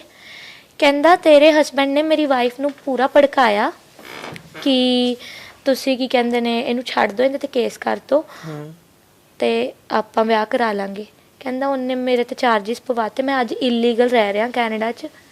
ਤੇ ਕਹਿੰਦਾ ਤੇਰੇ ਹਸਬੈਂਡ ਨੇ ਮੇਰੀ ਵਾਈਫ ਨਾਲ ਧੱਕਾ ਕਰਿਆ, ਮੇਰਾ ਘਰ ਉਜਾੜਤਾ। ਕਹਿੰਦਾ ਅੱਜ ਮੈਨੂੰ 2 ਸਾਲ ਹੋ ਗਿਆ, ਮੈਂ ਆਪਣੇ ਮੁੰਡੇ ਦੀ ਸ਼ਕਲ ਤੱਕ ਨਹੀਂ ਦੇਖੀ। ਮੇਰੇ ਫਿਰ ਹੱਥ ਪੈਰ ਕੰਬਣ ਲੱਗ ਗਏ ਉਹ ਸੁਣ ਕੇ। ਮੈਂ ਕਿਹਾ ਇੰਨਾ ਗੰਦਾ ਇਨਸਾਨ ਕੋਈ ਕਿੱਦਾਂ ਹੋ ਸਕਦਾ? ਇੱਕ ਵਿਆਹਿਆ ਵਰਿਆ ਘਰ ਵੀ ਉਜਾੜਤਾ।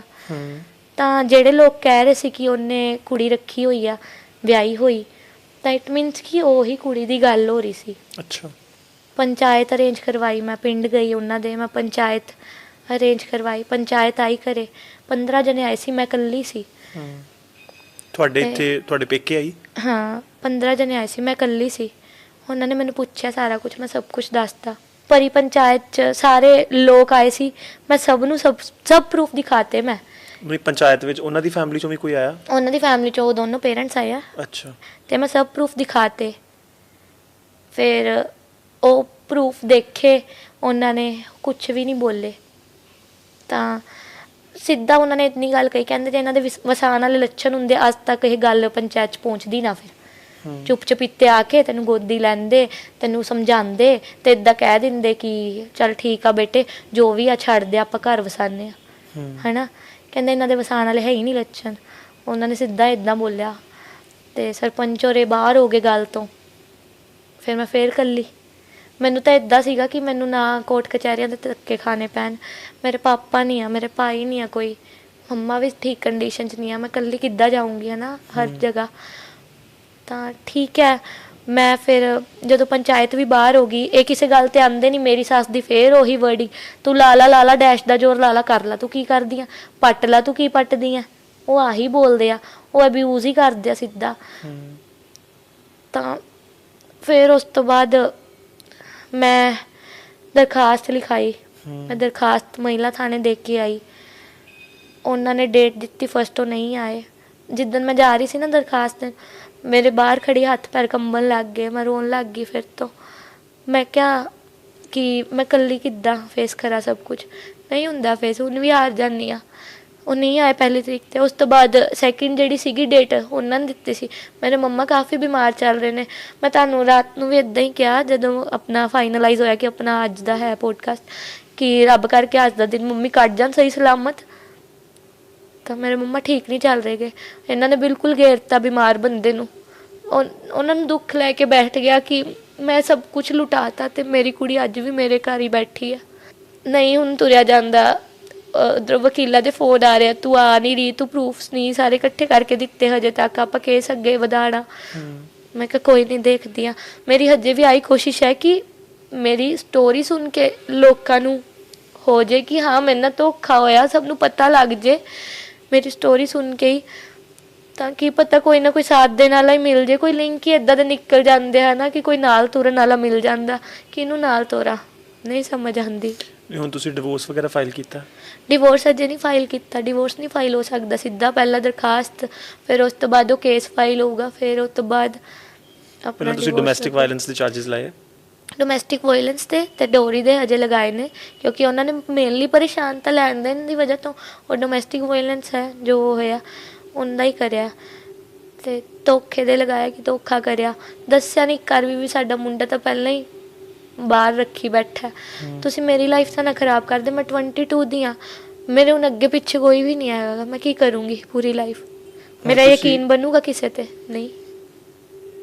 ਜਦੋਂ ਤੁਸੀਂ ਇੰਨੀ ਛੋਟੀ ਉਮਰ ਦੇ ਵਿੱਚ ਤੁਹਾਨੂੰ ਇੰਨੀ ਵੱਡੀ ਸੱਟ ਵੱਜੀ। ਉਹ ਠੀਕ ਹੈ, ਹੈਪਨਿੰਗ ਹੈ ਸਭ ਕੁਛ, ਬਟ ਮੈਂ ਬਰਦਾਸ਼ਤ ਕਰ ਲੂੰਗੀ। ਮੈਂ ਹੁਣ ਸਟੇਬਲ ਹਾਂ, ਮੈਂ ਤਾਂ ਹੀ ਬੋਲ ਪਾ ਰਹੀ ਹਾਂ। ਜੇ ਮੈਂ ਸਟੇਬਲ ਨਾ ਹੁੰਦੀ, ਤੁਸੀਂ ਮੇਰਾ ਪਹਿਲਾਂ ਵਾਲਾ ਹਾਲ ਦੇਖਦੇ, ਮੈਂ ਸਿਰਫ ਰੋਂਦੀ ਸੀ। ਮੈਨੂੰ ਯਾਦ ਹੈ ਜਦੋਂ ਤੁਸੀਂ ਪਹਿਲਾਂ ਆਪਣੀ ਕਹਾਣੀ ਦੱਸੀ, ਤੁਸੀਂ ਕਿਹਾ ਕਿ ਮਤਲਬ ਮੇਰੀ ਕਹਾਣੀ ਤਾਂ ਇਹ ਹੈਗੀ ਹੈ ਪਰ ਹਜੇ ਮੈਂ ਦੱਸਣ ਲਈ ਤਿਆਰ ਨਹੀਂ ਹੈਗੀ। ਮੈਨੂੰ ਇੱਦਾਂ ਸੀਗਾ ਕਿ ਮੈਂ ਲੋਕਾਂ ਨੂੰ ਫੇਸ ਕਿੱਦਾਂ ਕਰਾਂ। ਮੈਂ ਨਾ ਬਹੁਤ ਹੱਸਦੀ ਖੇਡਦੀ ਸੀ। ਮੈਂ ਨਾ ਇੱਕ ਛੋਟੀ ਜਿਹੀ ਰੀਲ ਸ਼ੇਅਰ ਕਰੀ ਆ, ਉਹਦੇ 'ਤੇ ਤੁਸੀਂ ਥੱਲੇ ਕਮੈਂਟ ਪੜ੍ਹੋ। ਮੇਰੇ ਨੋਨ ਆ ਸਾਰੇ, ਕਿਸੇ ਦੀ ਮੈਂ ਸਟੂਡੈਂਟ ਆ, ਕੋਈ ਮੇਰਾ ਸਟੂਡੈਂਟ ਆ, ਕੋਈ ਮੇਰਾ ਕਲੀਗ ਆ, ਕਿੰਨਾ ਸਭ ਪਿਆਰ ਦਿਖਾ ਰਹੇ ਨੇ। ਮੈਂ ਬਹੁਤ ਹੱਸਦੀ ਖੇਡਦੀ ਸੀ, ਬਹੁਤ ਜ਼ਿਆਦਾ। ਮੈਂ ਸੋਚਿਆ ਨਹੀਂ ਸੀਗਾ ਕਿ ਮੇਰੀ ਲਾਈਫ ਇੱਦਾਂ ਬਸ ਡਾਊਨ ਹੀ ਜਾਂਦੀ ਜਾਊਗੀ।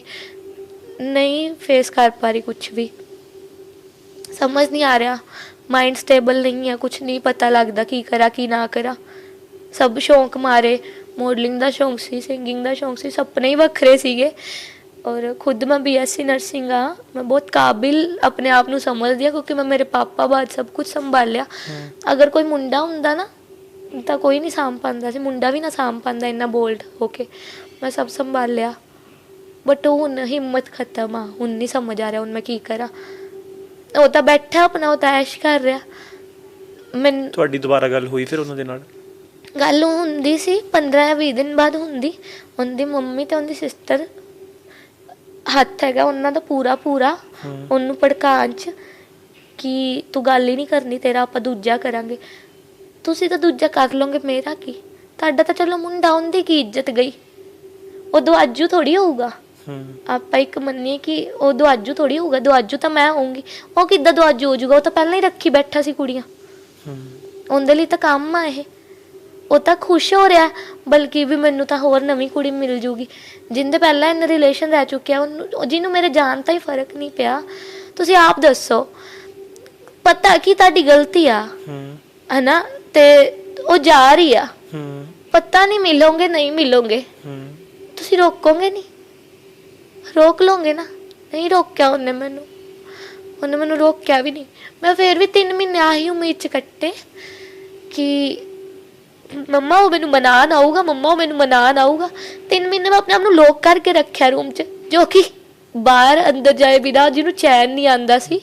ਤੁਸੀਂ ਜਦੋਂ ਵਾਪਸ ਆਏ ਕੈਨੇਡਾ ਤੋਂ? ਹਾਂ, ਮੈਂ 3 ਮਹੀਨੇ ਬੰਦ ਰਹੀ। ਸਿਰਫ ਮੈਂ ਡਾਕਟਰ ਕੋਲ ਜਾਂਦੀ ਸੀ, ਕਿਸੇ ਨੂੰ ਇਹ ਨਹੀਂ ਸੀ ਪਤਾ ਕਿ ਮੈਂ ਵਾਪਸ ਵੀ ਆ ਚੁੱਕੀ ਆ। ਮੈਂ ਲੋਕਾਂ ਨੂੰ ਨਹੀਂ ਫੇਸ ਕਰ ਪਾ ਰਹੀ ਸੀ। ਬਟ ਜਦੋਂ ਮੈਂ ਥੋੜੀ ਜਿਹੀ ਉਹ ਛੋਟੀ ਜਿਹੀ ਕਲਿੱਪ ਸ਼ੇਅਰ ਕੀਤੀ, ਉਸ ਤੋਂ ਬਾਅਦ ਮੇਰੇ 'ਚ ਹੌਸਲਾ ਆਇਆ। ਉਸ ਤੋਂ ਬਾਅਦ ਮੇਰੇ 'ਚ ਇਹ ਹੌਸਲਾ ਆਇਆ ਕਿ ਮੈਂ ਤੁਹਾਨੂੰ ਫਿਰ ਰੀਮੈਸੇਜ ਕਰਾਂ, ਰੀਟੈਕਸਟ ਕਰਾਂ ਕਿ ਹਾਂ ਸਰ ਆਪਾਂ ਪੋਡਕਾਸਟ ਕਰਦੇ ਆ। ਮੈਂ ਸਭ ਨੂੰ ਦੱਸਣਾ ਚਾਹੁੰਦੀ ਹਾਂ ਕਿ ਜੋ ਚੁੱਪ ਹੋ ਕੇ ਬੈਠਾ, ਇਹ ਸਭ ਨਾਲ ਹੁੰਦਾ, ਮੇਰੇ ਇਕੱਲੀ ਨਾਲ ਨਹੀਂ ਹੋਇਆ। ਲੋਕ ਕੀ ਕਰਦੇ ਨੇ, ਆਪਣਾ ਅੱਡ ਰਹਿਣ ਲੱਗ ਜਾਂਦੇ ਨੇ ਉੱਥੇ, ਹੈ ਨਾ, ਆਪਣੀ ਲਾਈਫ ਬਣਾ ਲੈਂਦੇ ਨੇ। ਤੁਹਾਡੇ ਮਨ 'ਚ ਨਹੀਂ ਆਇਆ ਜੋ ਇਹ ਖਿਆਲ? ਮੇਰੇ ਮਨ 'ਚ ਆਈ ਸੀਗਾ ਕਿ ਮੈਂ ਆਪਣੇ ਤੇ ਟੈਗ ਨਹੀਂ ਲਗਵਾਉਣਾ, ਕੁੜੀ ਨੇ ਬਾਹਰ ਜਾਣ ਵਾਸਤੇ ਕਰਾਇਆ। ਮੇਰੇ ਸੁਪਨੇ ਸੀ ਬਹੁਤ, ਮੇਰੇ ਸੁਪਨੇ ਜਦੋਂ ਟੁੱਟ ਗਏ, ਮੈਂ ਉੱਥੇ ਕੀ ਕਰਨਾ ਰਹਿ ਕੇ, ਕਿਹਦੇ ਬੇਸ ਤੇ ਗਈ ਸੀ? ਉਹਦਾ ਤੁਹਾਡਾ ਕੋਈ ਇਹਦਾ ਖਾਸ ਪਲਾਨ ਜਾਂ ਕੋਈ ਮਨ ਨਹੀਂ ਸੀ ਹੈਗਾ ਬਾਹਰ ਜਾਣ ਦਾ? ਬਿਲਕੁਲ ਵੀ ਨਹੀਂ। ਮੈਨੂੰ ਇਦਾਂ ਲੱਗਦਾ ਸੀ ਕਿ ਮੈਂ ਇੱਥੇ ਆਪਣਾ ਕੈਪੇਬਲ ਆ ਸਭ ਕੁਝ ਕਰਨ ਦੇ। ਮੈਨੂੰ ਬਿਲਕੁਲ ਨਹੀਂ ਸੀ। ਅਗਰ ਪਲਾਨ ਹੁੰਦਾ ਨਾ, ਮੈਂ ਚੁੱਪ-ਚਪੀਤੇ ਉੱਤੇ ਰਹਿ ਕੇ, ਮਾਰ ਕੁੱਟ ਸਹਿ ਕੇ, ਮੈਂਟਲੀ ਟਰੋਮਾ ਬਰਦਾਸ਼ਤ ਕਰਕੇ, ਬੇਸ਼ਰਮ ਹੋ ਕੇ PR ਦੀ ਵੇਟ ਕਰਤੀ ਕਿ PR ਤਾਂ ਮਿਲ ਜੇ। ਔਰ ਤੁਹਾਨੂੰ ਪਤਾ, ਇਹ ਹੈਗੇ ਨੇ ਪ੍ਰੇਮੀ, ਡੇਰਾ ਸੱਚਾ ਸੌਦਾ ਦੇ, ਠੀਕ ਹੈ। ਮੁੰਡਾ ਇਹਨਾਂ ਦਾ ਖਾਂਦਾ ਪੀਂਦਾ, ਕਾਹਦੇ ਪ੍ਰੇਮੀ ਨੇ। ਔਰ ਅਗਰ ਆਪਾਂ ਕਹੀਏ ਤਾਂ ਜੋ ਪ੍ਰੇਮੀ ਮਤਲਬ ਮਿੱਥ ਬਣੇ ਹੋਏ ਨੇ, ਉਹ ਇੱਦਾਂ ਕਹਿੰਦੇ ਨੇ ਆਪਾਂ ਜਿਹੜੀ ਕੁੜੀ ਵਿਆਹ ਕੇ ਲਿਆਉਣੀ ਆ ਉਹ ਆਪਾਂ ਬੇਟੀਆਂ ਵਾਂਗੂ ਰੱਖਣੀ ਆ। ਕਦੋਂ ਰੱਖਿਆ ਬੇਟੀਆਂ ਵਾਂਗੂ? ਆਪਾਂ ਦਹੇਜ ਨਹੀਂ ਲੈਣਾ, ਸਭ ਕੁਝ ਕਰਿਆ ਇਹਨਾਂ ਨੇ ਤਾਂ। ਕਾਹਦੇ ਪ੍ਰੇਮੀ ਨੇ ਇਹ? ਤਾਂ ਆਪਣੇ ਜੋ ਇਹ ਰਿਲੀਜਨ 'ਚ ਜਾ ਰਹੇ ਨੇ, ਜੋ ਇਹ ਮੰਨ ਰਹੇ ਨੇ, ਜਿਸ ਚੀਜ਼ ਨੂੰ ਇਹ ਮਾਨਤਾ ਦੇ ਰਹੇ ਨੇ, ਇਹ ਤਾਂ ਉਹਨਾਂ ਦੇ ਸਕੇ ਨਹੀਂ ਨਿਕਲੇ ਫਿਰ। ਅੱਛਾ, ਇਹ ਮੇਰੇ ਕਿੱਦਾਂ ਬਣ ਜਾਣਗੇ? 1% ਵੀ ਉਹਨਾਂ ਨੇ ਤਰਸ ਨਹੀਂ ਖਾਇਆ ਕਿ ਇਹਦੇ ਮੰਮਾ ਕਿਸ ਕੰਡੀਸ਼ਨ 'ਚ ਨੇ। ਹੁਣ ਸਮਝ ਨਹੀਂ ਆ ਰਿਹਾ। ਹੁਣ ਤੁਹਾਡਾ ਨੈਕਸਟ ਸਟੈਪ ਕੀ ਹੈ? ਨੈਕਸਟ ਸਟੈਪ ਸਮਝ ਹੀ ਨਹੀਂ ਆ ਰਿਹਾ। ਮਨ ਕਰਦਾ ਕਿ ਜੋ ਚੀਜ਼ ਹੁਣ ਮੈਂ ਫੇਸ ਕਰੀ ਆ, ਉਹ ਤਾਂ ਆਪਣਾ ਖੁਸ਼ ਆ ਉੱਥੇ, ਉਹਨੂੰ ਕੀ ਫਰਕ ਪੈ ਰਿਹਾ। ਠੀਕ ਆ, ਜੋ ਮੇਰੀ ਮੰਮਾ ਨੇ ਲਗਾਇਆ ਉਹ ਤਾਂ ਮੈਂ ਜਿੱਦਾਂ ਮਰਜ਼ੀ, ਉਹ ਤਾਂ ਮੈਂ ਪੁੱਠਾ ਕਢਾਊਂਗੀ। ਦੇਖੋ, ਮੇਰੀ ਮੰਮੀ ਦੀ ਮਿਹਨਤ ਦਾ। ਔਰ ਨੋਰਮਲੀ ਅਗਰ ਪੰਚਾਇਤਾਂ ਹੁੰਦੀਆਂ ਨੇ ਨਾ, ਤਾਂ ਉਹ ਕੁੜੀ ਨੂੰ ਉਹਦੀ ਇੱਜ਼ਤ ਦਾ ਹੱਕ ਦਿਵਾਉਂਦੇ ਨੇ। ਮੈਂ ਬਿਕਾਊ ਨਹੀਂ ਸੀ, ਮੈਂ ਕੀ ਲੈਣਾ। ਪਰ ਪੰਚਾਇਤ ਨੇ ਇਹ ਗੱਲ ਨਹੀਂ ਕੀਤੀ ਜਿਵੇਂ ਨਾਰਮਲੀ ਇਦਾਂ ਹੁੰਦਾ ਪਿੰਡਾਂ ਦੇ ਵਿੱਚ, ਜਦੋਂ ਵਿਆਹ ਟੁੱਟ ਜਾਂਦੇ ਆ ਤੇ ਜਿੰਨਾ ਵੀ ਦਾਜ ਵਿੱਚ ਜੋ ਵੀ ਸਮਾਨ ਦਿੱਤਾ ਹੁੰਦਾ ਹੈ, ਕਈ ਵਾਰ ਕਿ ਉਹਦਾ ਜਿੰਨੇ ਵੀ ਪੈਸੇ ਸਣ ਜਾਂ ਸੋਨਾ, ਤੇ ਉਹ ਸਾਰਾ ਵਾਪਸ ਕਰਦੇ ਆ। ਉਹ 2 ਦਿਨ ਦਾ ਟਾਈਮ ਮੰਗ ਕੇ ਗਏ ਸੀ। 2 ਦਿਨ ਤੱਕ ਮੈਂ ਰੀਕਾਲ ਕਰੀਆਂ, ਕੋਈ ਕਾਲ ਨਹੀਂ ਆਈ। ਉਹਨਾਂ ਨੇ ਕੀ ਕਿਹਾ ਕਿ 2 ਦਿਨ ਤੱਕ ਅਸੀਂ ਦੇ ਦਾਂਗੇ ਵਾਪਸ? ਨਹੀਂ, 2 ਦਿਨ ਦਾ ਟਾਈਮ ਮੰਗ ਕੇ ਆਏ ਸੀ ਕਿ ਸਾਨੂੰ ਡਿਸਕਸ ਕਰਨਾ। ਅੱਛਾ। 2 ਦਿਨ ਬਾਅਦ ਮੈਂ ਕਾਲ ਕਰੀ ਸਰਪੰਚ ਨੂੰ, ਤਾਂ ਉਹ ਕਹਿੰਦੇ ਕਿ ਮੈਂ ਬਾਹਰ ਆ ਇਸ ਗੱਲ ਤੋਂ। ਮੈਂ ਡੈਸ਼ ਬੰਦਿਆਂ ਦੇ ਵਿੱਚ ਨਹੀਂ ਪੈਂਦਾ, ਗੱਲ ਕੱਢ ਕੇ ਬੋਲੇ। ਆਈ ਡੋਂਟ ਨੋ ਕਿਉਂ ਬੋਲੇ। ਰਹਿੰਦੇ ਉਦਾਂ ਉਸ ਪਿੰਡ 'ਚ ਹੀ ਨੇ? ਹਾਂ, ਉਹਨਾਂ ਦਾ ਮੋਢੀ ਪਿੰਡ ਮਟੀਲੀ ਹੈ, ਮਟੀਲੀ ਰਾਠਾਂ ਵਾਲੀ। ਅੱਛਾ। ਗੰਗਾ ਨਗਰ ਤੋਂ 12-13 ਕਿਲੋਮੀਟਰ ਹੈ। ਵੈਸੇ ਉਹਨਾਂ ਦਾ ਮੇਨ ਘਰ ਗੰਗਾ ਨਗਰ 'ਚ ਹੈ। ਸੋ ਉਹਨਾਂ ਨੇ ਪੰਚਾਇਤ ਦੀ ਵੀ ਨਹੀਂ ਮੰਨੀ? ਨਹੀਂ, ਪਰ ਤੁਸੀਂ ਕੋਈ ਜਿਹੜਾ ਤੁਹਾਡਾ ਲੀਗਲ ਐਕਸ਼ਨ ਚੱਲ ਰਿਹਾ, ਤੁਹਾਡੀ ਇਹ ਡਿਮਾਂਡ ਹੈਗੀ ਹੈ ਵੀ ਜਿਹੜਾ ਵੀ ਉਹਨਾਂ ਨੇ ਡੌਰੀ ਦਾ ਉਹ ਤਾਂ ਪੁੱਠਾ ਮੈਂ ਲਊਂਗੀ, ਉਹ ਤਾਂ ਉਹਨਾਂ ਨੂੰ ਦੇਣਾ ਪਊਗਾ। ਮੈਂ ਕਿਹੜਾ ਇੱਦਾਂ ਕਹਿ ਰਹੀ ਮੇਰੀ ਇੱਜ਼ਤ ਦਾ ਦੋ, ਹਾਲਾਂਕਿ ਉਹਨਾਂ ਨੇ ਧੋਖਾ ਕਰਿਆ, ਬਟ ਉਹ ਨਹੀਂ ਅਫੋਰਡ ਕਰ ਸਕਦੇ। ਮੇਰੀ ਇੱਜ਼ਤ ਦਾ ਉਹ ਨਹੀਂ ਅਫੋਰਡ ਕਰ ਸਕਦੇ। ਮੈਂ ਬਿਕਾਊ ਨਹੀਂ ਆ, ਠੀਕ ਹੈ। ਮੇਰੇ ਇਮੋਸ਼ਨਸ ਨਾਲ ਖੇਡਿਆ। ਹੁਣ ਮੈਂ ਐਟ ਦਾ ਐਂਡ ਆਈ ਸੋਚ ਰਹੀ ਹਾਂ ਕਿ 3 ਸਾਲ ਦੀ ਫੀਲਿੰਗਸ ਇਨਵੈਸਟ ਨੇ ਉਹਦੇ ਤੇ। 2 ਮਹੀਨੇ ਮੈਂ ਉਹਦੇ ਨਾਲ ਰਹੀ ਹਾਂ।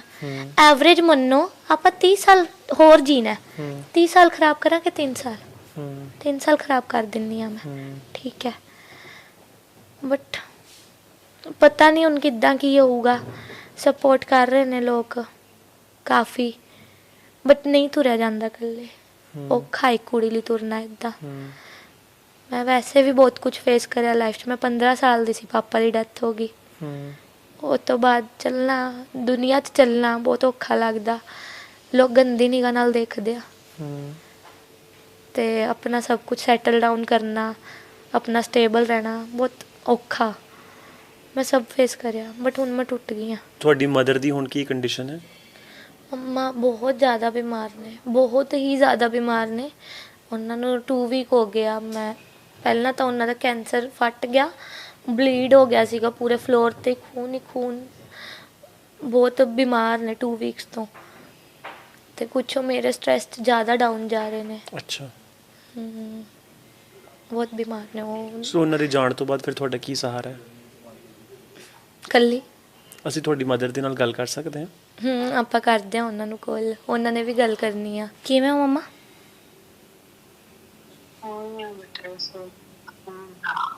ਹੁਣ ਤਾਂ ਨਹੀਂ ਆਈ ਵੋਮਿਟ?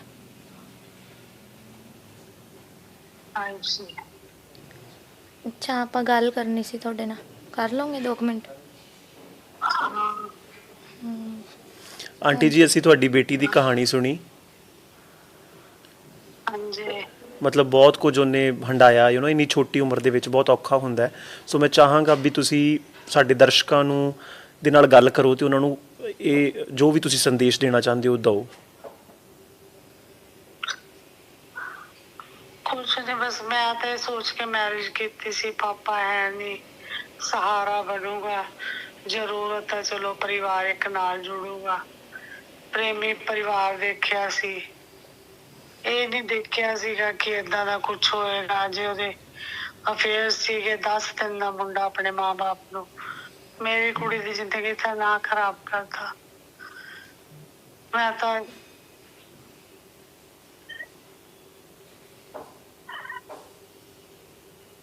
ਅੱਜ ਮੈਂ ਇਸ ਹਾਲਤ 'ਚ ਪਈ ਹੋਈ ਆ, ਜੋ ਵੀ ਸੀ ਇਹਦੇ ਤੇ ਲਾ ਕੇ।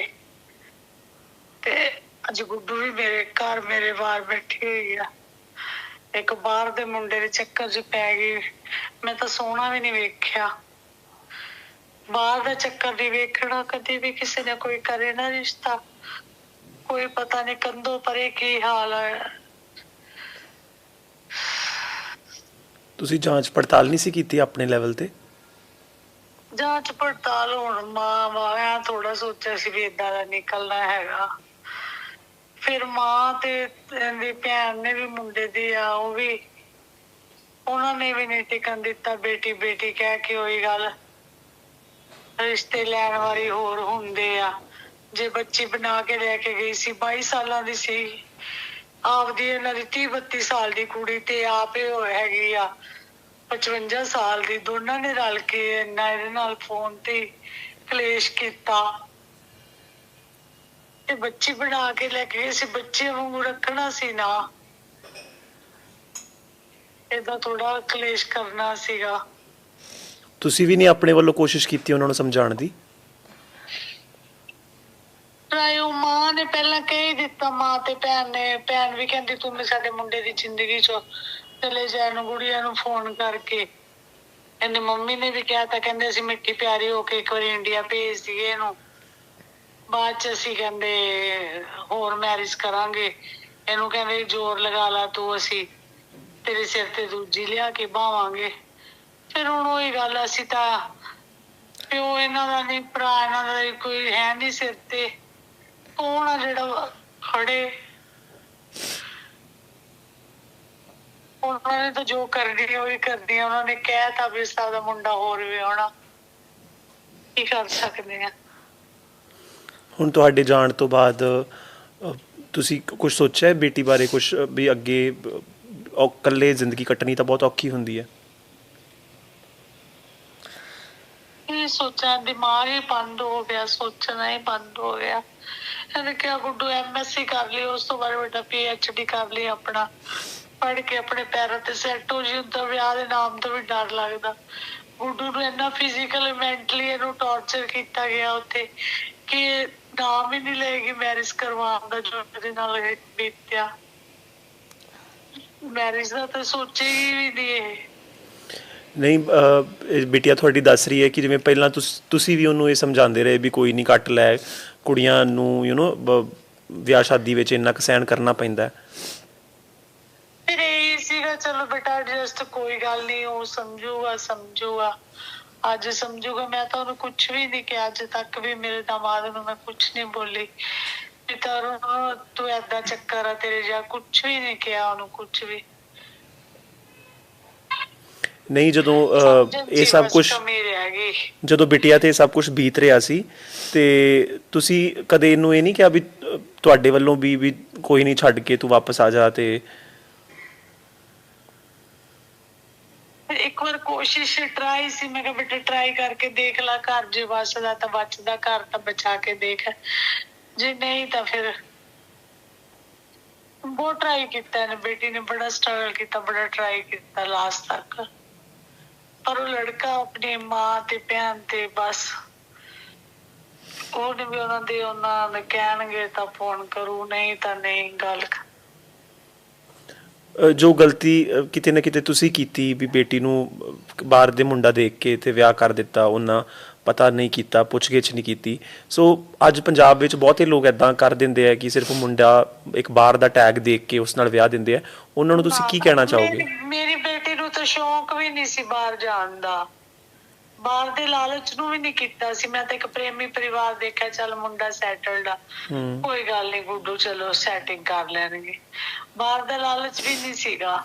ਨਹੀਂ ਫਿਰ ਤੁਸੀਂ ਕਿਉਂ ਵਿਆਹਿਆ ਬਾਹਰ ਵੱਲ? ਕਿਉਂਕਿ ਹੁਣ ਤੁਸੀਂ ਆਪ ਹੀ ਢਿੱਲੇ ਮੱਠੇ ਰਹਿੰਦੇ ਸੀ ਤੇ ਬੰਦੇ ਨੂੰ ਹੁੰਦਾ ਵੀ ਬੇਟੀ ਨੂੰ ਇੱਥੇ ਵਿਆਹੁੰਦੇ ਆ ਤੇ ਇੱਥੇ ਚੱਲ ਸਾਡੇ ਨੇੜੇ ਤਾਂ ਰਹੇਗੀ।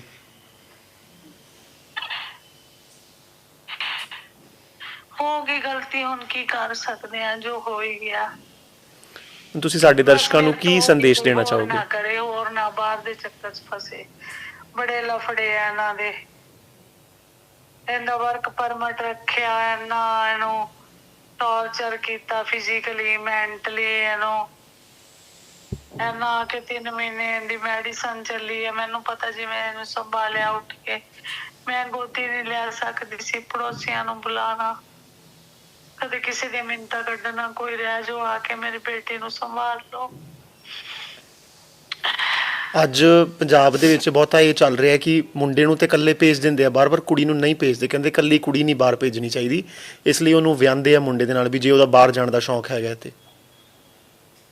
ਬਸ ਬਾਹਰ ਦਾ ਇਹਦੀ ਕਿਸਮਤ ਹੀ ਲੈ ਗਈ, ਇਹਨੂੰ ਬਾਹਰ ਦਾ ਵੀ ਸ਼ੌਂਕ ਨਹੀਂ ਸੀ। ਅਸਾਂ ਬਾਹਰ ਦੇ ਚੱਕਰ 'ਚ ਵੀ ਨਹੀਂ ਵਿਆਹਿਆ ਇਹਨੂੰ, ਬਾਹਰ ਦੇ ਸ਼ੌਂਕ, ਪਰ ਬਾਹਰ ਦੇ ਮੁੰਡੇ ਨਾਲ ਤਾਂ ਬਿਲਕੁਲ ਭੁੱਲ ਕੇ ਰਿਸ਼ਤਾ ਨਾ ਕਰੋ ਕੋਈ ਵੀ, ਬਾਹਰ ਦੇ ਚੱਕਰ 'ਚ ਬਿਲਕੁਲ ਭੁੱਲ ਕੇ ਰਿਸ਼ਤਾ ਨਾ ਕਰੋ। ਦੂਜਾ ਕੰਧੋਂ ਪਰੇ ਦੇਸ਼ ਆ, ਹੁਣ ਕੰਧ ਤੋਂ ਪਰੇ ਕੀ ਪਤਾ ਉੱਥੇ ਕੀ ਹੁੰਦਾ, ਹੁਣ ਸਾਹ ਘੁੱਟਦਾ ਇਹਦਾ, ਬਾਥਰੂਮ 'ਚ ਲਿਜਾ ਕੇ ਇਹਨੂੰ ਕੁੱਟਿਆ ਮਾਰਿਆ, ਨਾ ਜਾਣੇ ਇਹਦਾ ਸਾਹ ਬੰਦ ਹੋ ਜਾਂਦਾ। ਫਿਰ ਹੋਰ ਕੀ ਕੀ ਦੱਸਿਆ ਬੇਟੀ ਨੇ ਤੁਹਾਨੂੰ? ਨਹੀਂ ਤੇ ਤੋਂ ਬਰਦਾਸ਼ਤ ਹੋ ਰਿਹਾ ਨਾ, ਪੁੱਤ ਆ ਜਾ ਇੰਡੀਆ। ਬੇਟੀ ਨੇ ਹੋਰ ਕੀ ਕੀ ਦੱਸਿਆ ਤੁਹਾਨੂੰ ਜੋ ਇਹਦੇ ਤੇ ਜ਼ੁਲਮ ਕੀਤੇ ਉਹਨਾਂ ਨੇ? ਦੱਸਿਆ ਕਿ ਹੁਣ ਦੱਸਿਆ ਨਹੀਂ, ਮੈਨੂੰ ਬਹੁਤ ਗੱਲਾਂ ਤਾਂ ਹੁਣ ਦੱਸੀਆਂ, 15 ਦਿਨ ਪਹਿਲਾਂ ਹੀ, 15 ਦਿਨ ਪਹਿਲਾਂ ਹੀ ਦੱਸੀਆਂ ਬਹੁਤ ਗੱਲਾਂ, ਤਾਂ ਕੁਛ ਗੱਲਾਂ ਤਾਂ ਇਹਨੇ ਦੱਸੀਆਂ ਹੀ ਨਹੀਂ ਮੈਨੂੰ। ਸਟਾਰਟਿੰਗ 'ਚ ਇਹਨਾਂ ਨੇ ਲਿਚੜਪਣਾ ਤਾਂ ਦਿਖਾਣਾ ਸ਼ੁਰੂ ਕਰਤਾ ਸੀਗਾ, ਸੈੱਟ ਆਪਦੇ ਵਾਲਾ ਗੁੱਡੂ ਨੂੰ ਪਾਇਆ, ਮੈਂ ਕਿਹਾ ਚੱਲ ਕੋਈ ਨੀ, ਚਿਪੜੇ ਹੈਗੇ, ਨਹੀਂ ਪੈਸਾ ਲਾ ਕੇ ਰਾਜੀ ਪਿਆ ਹੈਗਾ, ਕੋਈ ਗੱਲ ਨੀ। ਕੜੇ ਪਾਏ, ਉਹ ਵੀ ਨਨਾਣ ਵਾਲੇ ਚੱਕ ਕੇ ਕੜੇ ਲਿਆਂਦੇ, ਉਹ ਪਾਤੇ ਇਹਨੂੰ। ਅੱਛਾ। ਤਾਂ ਮੰਗਲ ਸੂਤਰ ਪਿੱਛੇ ਇੰਨਾ ਕਲੇਸ਼ ਪਾਇਆ ਮਾਵਾਂ ਧੀਆਂ ਨੇ, ਉਸ ਕਲੇਸ਼ ਨੇ, ਮੰਗਲ ਸੂਤਰ ਨੇ ਤਾਂ ਇਹਨਾਂ ਦਾ ਘਰ ਹੀ ਬਰਬਾਦ ਕਰਤਾ, ਇੰਨਾ ਕਲੇਸ਼ ਪਾਇਆ। ਕੁਛ ਨੀ ਬੇਟੇ, ਸਮਝ ਤੋਂ ਪਰੇ ਇਹਨਾਂ ਦਾ ਸੌਦਾ ਪੱਤਾ, ਕਿਵੇਂ ਦੇ ਲੋਕ ਹੈਗੇ। ਆਪਾਂ ਦੇਖਦੇ ਕੁਛ ਆ, ਹੁੰਦਾ ਕੁਛ ਆ। ਹਾਂਜੀ। ਸੋਚਦੇ ਕੁਛ ਆ, ਆਪਾਂ ਨਿਕਲਦੇ ਕੁਛ ਆ। ਪ੍ਰੇਮੀ ਦੇਖ ਕੇ ਕੀਤੇ ਸੀ ਮੁੰਡਾ, ਖਾਂਦਾ ਪੀਂਦਾ ਵੀ ਨਿਕਲਿਆ। ਅੱਛਾ, ਚਲੋ ਉਮੀਦ ਕਰਨੇ ਆ ਤੁਹਾਡੇ ਨਾਲ ਜੋ ਵੀ ਹੋਇਆ ਉਹ ਤਾਂ ਹੁਣ ਚੰਗੇ, ਉਹ ਦਿਨ ਤਾਂ ਨਹੀਂ ਮੁੜ ਸਕਦੇ ਵਾਪਸ, ਪਰ ਚਲੋ ਉਮੀਦ ਕਰਨੇ ਆ ਕਿ ਅੱਗੇ ਵਾਲੀ ਜ਼ਿੰਦਗੀ ਵਧੀਆ ਹੋਏ, ਤੁਹਾਨੂੰ ਵੀ ਆਰਾਮ ਮਿਲੇ। ਪਰਮਾਤਮਾ ਭਰੋਸੇ ਆ ਬੇਟੇ, ਮੈਂ ਵੀ ਕਿਹੜਾ ਰਹਿਣਾ, ਮੈਂ ਤਾਂ ਆਪ ਇਸ ਕੰਡੀਸ਼ਨ 'ਚ ਪਈ ਆ ਕਿ ਕਦੋਂ ਰੱਬ। ਚਲੋ ਤੁਸੀਂ ਆਪਣਾ ਖਿਆਲ ਰੱਖੋ। ਚਲੋ ਠੀਕ ਆ ਮੰਮਾ। ਤਮੰਨਾ, ਮੈਂ ਚਾਹਾਂਗਾ ਵੀ ਤੁਸੀਂ ਅੱਜ ਕੁੜੀਆਂ ਨੂੰ ਜਾਂ ਉਹਨਾਂ ਦੇ ਮਾਪਿਆਂ ਨੂੰ ਜੋ ਵੀ ਸੰਦੇਸ਼ ਦੇਣਾ ਚਾਹੁੰਦੇ ਹੋ, ਵੀ ਜਿਹੜੇ ਕਈ ਕੁੜੀਆਂ ਨੂੰ ਵੀ ਬਾਹਰ ਜਾਣ ਦਾ ਸ਼ੌਂਕ ਹੁੰਦਾ ਹੈ, ਉਹਨਾਂ ਦੇ ਮਾਪਿਓ ਨੂੰ ਵੀ ਹੁੰਦਾ ਵੀ ਸਾਡੀ ਕੁੜੀ ਨੂੰ ਅਸੀਂ ਬਾਹਰ ਦੇ ਮੁੰਡੇ ਨਾਲ ਵਿਆਹੀਏ, ਸੋ ਉਹਨਾਂ ਨੂੰ ਕੀ ਤੁਸੀਂ ਸੰਦੇਸ਼ ਦੇਣਾ ਚਾਹੋਗੇ? ਮੈਂ ਤਾਂ ਇਹ ਕਹੂੰਗੀ ਜਿਹਨੇ ਜਿੱਥੇ ਜਾਣਾ ਆਪਣੇ ਬੇਸਿਸ ਤੇ ਜਾਏ, ਠੀਕ ਹੈ। ਬਾਕੀ ਲਾਲਚ ਵਗੈਰਾ ਕੁਝ ਵੀ ਕਰਨ ਦੀ ਜ਼ਰੂਰਤ ਨਹੀਂ ਆ। ਅਗਰ ਆਪਾਂ ਇੰਨੇ ਕੈਪੇਬਲ ਆ ਨਾ ਕਿ ਆਪਾਂ ਬਾਹਰ ਜਾ ਕੇ ਦਿਹਾੜੀਆਂ ਕਰ ਸਕਦੇ ਹਾਂ, ਤਾਂ ਆਪਾਂ ਇੱਥੇ ਇੰਡੀਆ 'ਚ ਰਹਿ ਕੇ ਵੀ ਆਪਣਾ ਅੱਛਾ ਸੈਟਅਪ ਕਰ ਸਕਦੇ ਹਾਂ, ਅੱਛੇ ਸੈਟਲ ਹੋ ਸਕਦੇ ਹਾਂ। ਤਾਂ ਪੇਰੈਂਟਸ ਨਹੀਂ ਦੁਬਾਰਾ ਮਿਲਦੇ, ਆਪਣਾ ਪੇਰੈਂਟਸ ਕੋਲ ਰਹੋ, ਕੁਛ ਨਹੀਂ ਹੈ ਬਾਹਰ, ਬਸ ਕਹਿਣ ਦਾ ਹੀ ਹੈ ਕਿ ਹਾਂ ਅਬਰੋਡ ਜਾਵਾਂਗੇ, ਕਿਤੇ ਵੀ ਬਾਹਰਲੀ ਕੰਟਰੀ ਜਾਵਾਂਗੇ। ਉੱਥੇ ਹਵਾ ਹੀ ਖਰਾਬ ਆ, ਲੋਕ ਹੀ ਖਰਾਬ ਨੇ, ਬਹੁਤ ਗੰਦਾ ਸਭ ਕੁਝ। ਨਹੀਂ ਤੇ ਇੱਥੋਂ ਹੀ ਗਏ ਆ ਬਹੁਤੇ, ਇੱਥੋਂ ਹੀ ਗਏ ਨੇ ਨਾ, ਲੋਕ ਤਾਂ ਉਹੀ ਨੇ। ਤਾਂ ਉੱਥੇ ਜਾ ਕੇ ਬਸ ਉਹਨਾਂ ਨੂੰ ਇਦਾਂ ਹੁੰਦਾ ਕਿ ਆਪਾਂ ਆਹੀ ਕਲਚਰ ਦੇ ਹੈਗੇ ਆ। ਉਹਨਾਂ ਨੂੰ ਚਾਹੀਦੀ ਇੰਡੀਅਨ ਕੁੜੀ ਹੁੰਦੀ ਆ, ਚਾਹੀਦੇ ਇੰਡੀਅਨ ਸਾਰੇ ਟ੍ਰੈਡੀਸ਼ਨ ਹੁੰਦੇ ਆ, ਇੰਡੀਅਨ ਵੈਲਿਊਜ਼ ਚਾਹੀਦੀਆਂ ਨੇ, ਠੀਕ ਹੈ। ਕੁੜੀ ਨਾ ਕਿਤੇ ਜਾਵੇ, ਇਹ ਹੈ ਉਹ ਹੈ, ਬਟ ਉਹਨਾਂ ਨੂੰ ਬਸ ਇਦਾਂ ਕਿ ਉਹਨਾਂ ਨੇ ਬਸ ਗੋਰਿਆਂ ਵਾਂਗੂ ਫੋਲੋ ਕਰਨਾ ਸਭ ਕੁਝ। ਅੱਛਾ, ਕਿ ਸਭ ਕੁਝ ਨੋਰਮਲ ਰਵੇ ਉਹਨਾਂ ਵਾਸਤੇ। ਕੁਛ ਨਹੀਂ ਹੈ, ਅਗਰ ਮਤਲਬ ਸਟੇਬਲ ਹੋ, ਕੈਪੇਬਲ ਹੋ ਕੁਝ ਕਰਨ ਦੇ, ਤਾਂ ਤੁਸੀਂ ਇੱਥੇ ਵੀ ਕਰ ਸਕਦੇ ਹੋ, ਔਰ ਅਗਰ ਬਾਹਰ ਜਾ ਕੇ ਕਰਨਾ ਤਾਂ ਆਪਣੇ ਬੇਸ ਤੇ ਜਾਓ। ਅੱਛਾ, ਕਿਸੇ ਤੇ ਡਿਪੈਂਡ ਨਾ ਰਹੋ ਕਦੇ। ਪਰ ਮਾਪਿਓ ਕਿ ਕੱਲਦੇ ਨਹੀਂ ਹੈਗੇ ਕੁੜੀਆਂ ਨੂੰ ਕੱਲੇ, ਉਹਨਾਂ ਨੂੰ ਡਰ ਲੱਗਦਾ ਵੀ ਕੱਲੀਆਂ ਕੁੜੀਆਂ ਸੇਫ ਨਹੀਂ ਹੈਗੀਆਂ ਉੱਧਰ। ਨਹੀਂ ਇਦਾਂ ਦਾ ਕੁਝ ਨਹੀਂ ਹੈਗਾਗਾ, ਕੁੜੀਆਂ ਸੇਫ ਨੇ। ਕਿਉਂਕਿ ਬਹੁਤ ਸਾਰੀਆਂ ਅਸੀਂ ਖਬਰਾਂ ਸੁਣਦੇ ਹਾਂ ਵੀ ਕੁੜੀਆਂ ਜਿਵੇਂ ਗਲਤ ਕੰਮਾਂ 'ਚ ਵੀ ਪੈ ਜਾਂਦੀਆਂ, ਬਹੁਤੇ ਇੰਡੀਆ 'ਚ ਖਬਰਾਂ ਆਉਂਦੀਆਂ। ਇੱਥੇ ਰਹਿ ਕੇ ਕਿ ਨਹੀਂ ਪੈਂਦੀਆਂ? ਇੱਥੇ ਰਹਿ ਕੇ ਵੀ ਪੈਂਦੀਆਂ ਨੇ ਕੁੜੀਆਂ, ਤਾਂ ਉਹ ਤਾਂ ਖੁਦ ਤੇ ਹੈ ਨਾ। ਪੇਰੈਂਟਸ ਨੂੰ ਯਕੀਨ ਹੋਣਾ ਚਾਹੀਦਾ ਆਪਦੇ ਬੱਚੇ ਤੇ ਉਹ ਭੇਜ ਸਕਦੇ ਨੇ, ਬਟ ਕਿਸੇ ਦੇ ਉੱਤੇ ਡਿਪੈਂਡ ਨਾ ਰਵੇ ਕੁੜੀ। ਬਹੁਤ ਗੰਦਾ ਹੁੰਦਾ ਸਭ ਕੁਝ, ਮੈਂ ਖੁਦ ਫੇਸ ਕਰਿਆ, ਬਹੁਤ ਗੰਦਾ ਸਭ ਕੁਝ। ਤੇ ਕੁੜੀਆਂ ਤੇ ਇਹ ਵੀ ਦੋਸ਼ ਲੱਗਦੇ ਆ ਵੀ ਬਾਹਰ ਚਲ ਜਾਂਦੀਆਂ ਨੇ, ਜਿਵੇਂ ਮੁੰਡੇ ਦੇ ਘਰ ਵਾਲੇ ਸਾਰਾ ਖਰਚਾ ਚੱਕਦੇ ਆ, ਤੇ ਵਿਆਹ ਦਾ, ਬਾਹਰ ਜਾਣ ਦਾ, ਕੁੜੀ ਤੇ ਸਾਰਾ ਖਰਚਾ ਲਾ ਦਿੰਦੇ ਆ, ਤੇ ਕੁੜੀ ਬਾਹਰ ਜਾ ਕੇ ਉਹਨੂੰ ਬੁਲਾਉਂਦੀ ਨਹੀਂ ਹੈਗੀ ਉੱਥੇ। ਅੱਜ ਕੱਲ੍ਹ ਇਹ ਵੀ ਇੱਕ ਬੜਾ ਟ੍ਰੈਂਡ ਚੱਲਣ ਦਿਆ, ਉਹਦੇ ਬਾਰੇ ਤੁਸੀਂ ਕੀ ਕਹੋਗੇ? ਫਿਰ ਇਹ ਤਾਂ ਟ੍ਰੈਂਡ ਇਹਨਾਂ ਨੇ ਹੁਣ ਲੋਕਾਂ ਨੇ ਸੈੱਟ ਕੀਤਾ, ਠੀਕ ਹੈ, ਕਿ ਠੀਕ ਹੈ ਆਪਾਂ ਬਾਹਰ ਭੇਜ ਦਿੰਦੇ ਹਾਂ, ਬਾਹਰ ਜਾਣ ਵਾਲੀ ਆ, ਬਾਹਰ ਗਈ ਕੁੜੀ ਲੱਭ ਲੈਂਦੇ ਆ। ਕੁੜੀਆਂ ਤਾਂ ਉਂਝ ਹੀ ਬਦਨਾਮ ਨੇ, ਮਤਲਬ ਲੋਕਾਂ ਨੇ ਹੀ ਆ ਟ੍ਰੈਂਡ ਸੈੱਟ ਕੀਤਾ। ਪੈਸਾ ਆਉਂਦਾ ਕਿਹਨੂੰ ਨਹੀਂ ਚੰਗਾ ਲੱਗਦਾ? ਹੁਣ ਤੁਸੀਂ ਮੇਰੇ ਕੇਸ 'ਚ ਲਾ ਲਓ, ਇਹਨਾਂ ਨੇ ਆਹ ਥੋੜੀ ਦੇਖਿਆ ਕਿ ਇਹਦਾ ਪਿਓ ਨਹੀਂ ਹੈ ਸਿਰ ਤੇ, ਕਿ ਇਹਦੇ ਮੰਮਾ ਕਿੱਥਾ, ਮਤਲਬ ਕਿੱਦਾਂ ਹੈਗੇ ਨੇ, ਕਿਸ ਕੰਡੀਸ਼ਨ 'ਚ ਨੇ। ਇਹਨਾਂ ਨੇ ਪੈਸਾ ਆਉਂਦਾ ਦੇਖਿਆ, ਠੀਕ ਹੈ, ਕਿੰਨਾ ਢੋਂਗ ਕਰਿਆ। ਤਾਂ ਪੈਸਾ ਆਉਂਦਾ ਤਾਂ ਸਭ ਨੂੰ ਚੰਗਾ ਲੱਗਦਾ। ਔਰ ਅਗਰ ਕੁੜੀ ਇਸ ਮਾਮਲੇ 'ਚ ਅਗਰ ਕਰ ਰਹੀ ਹੈ ਤਾਂ ਲੋਕਾਂ ਨੇ ਟ੍ਰੈਂਡ ਚਲਾਇਆ ਹੈਗਾ, ਤੇ ਫਿਰ ਕੁੜੀ ਮਾੜੀ, ਮੁੰਡਾ ਨਹੀਂ ਮਾੜਾ। ਹੁਣ ਮੁੰਡੇ ਨੇ ਇੰਨਾ ਕੁਛ ਕਰ ਲਿਆ, ਮੁੰਡੇ ਨੂੰ ਕੌਣ ਕਹਿ ਰਿਹਾ ਮਾੜਾ? They are not proving their son wrong, ਠੀਕ ਹੈ। ਤਾਂ ਉਹ ਬਸ ਇਹੀ ਪ੍ਰੂਵ ਕਰਨ ਲੱਗੇ ਪਏ ਨੇ ਕਿ ਕੁੜੀ ਮਾੜੀ ਸੀ, ਕੁੜੀ ਦਾ ਕੋਈ ਚੱਕਰ ਸੀ ਤਾਂ ਉਹ ਪੁੱਠੀ ਆ ਗਈ।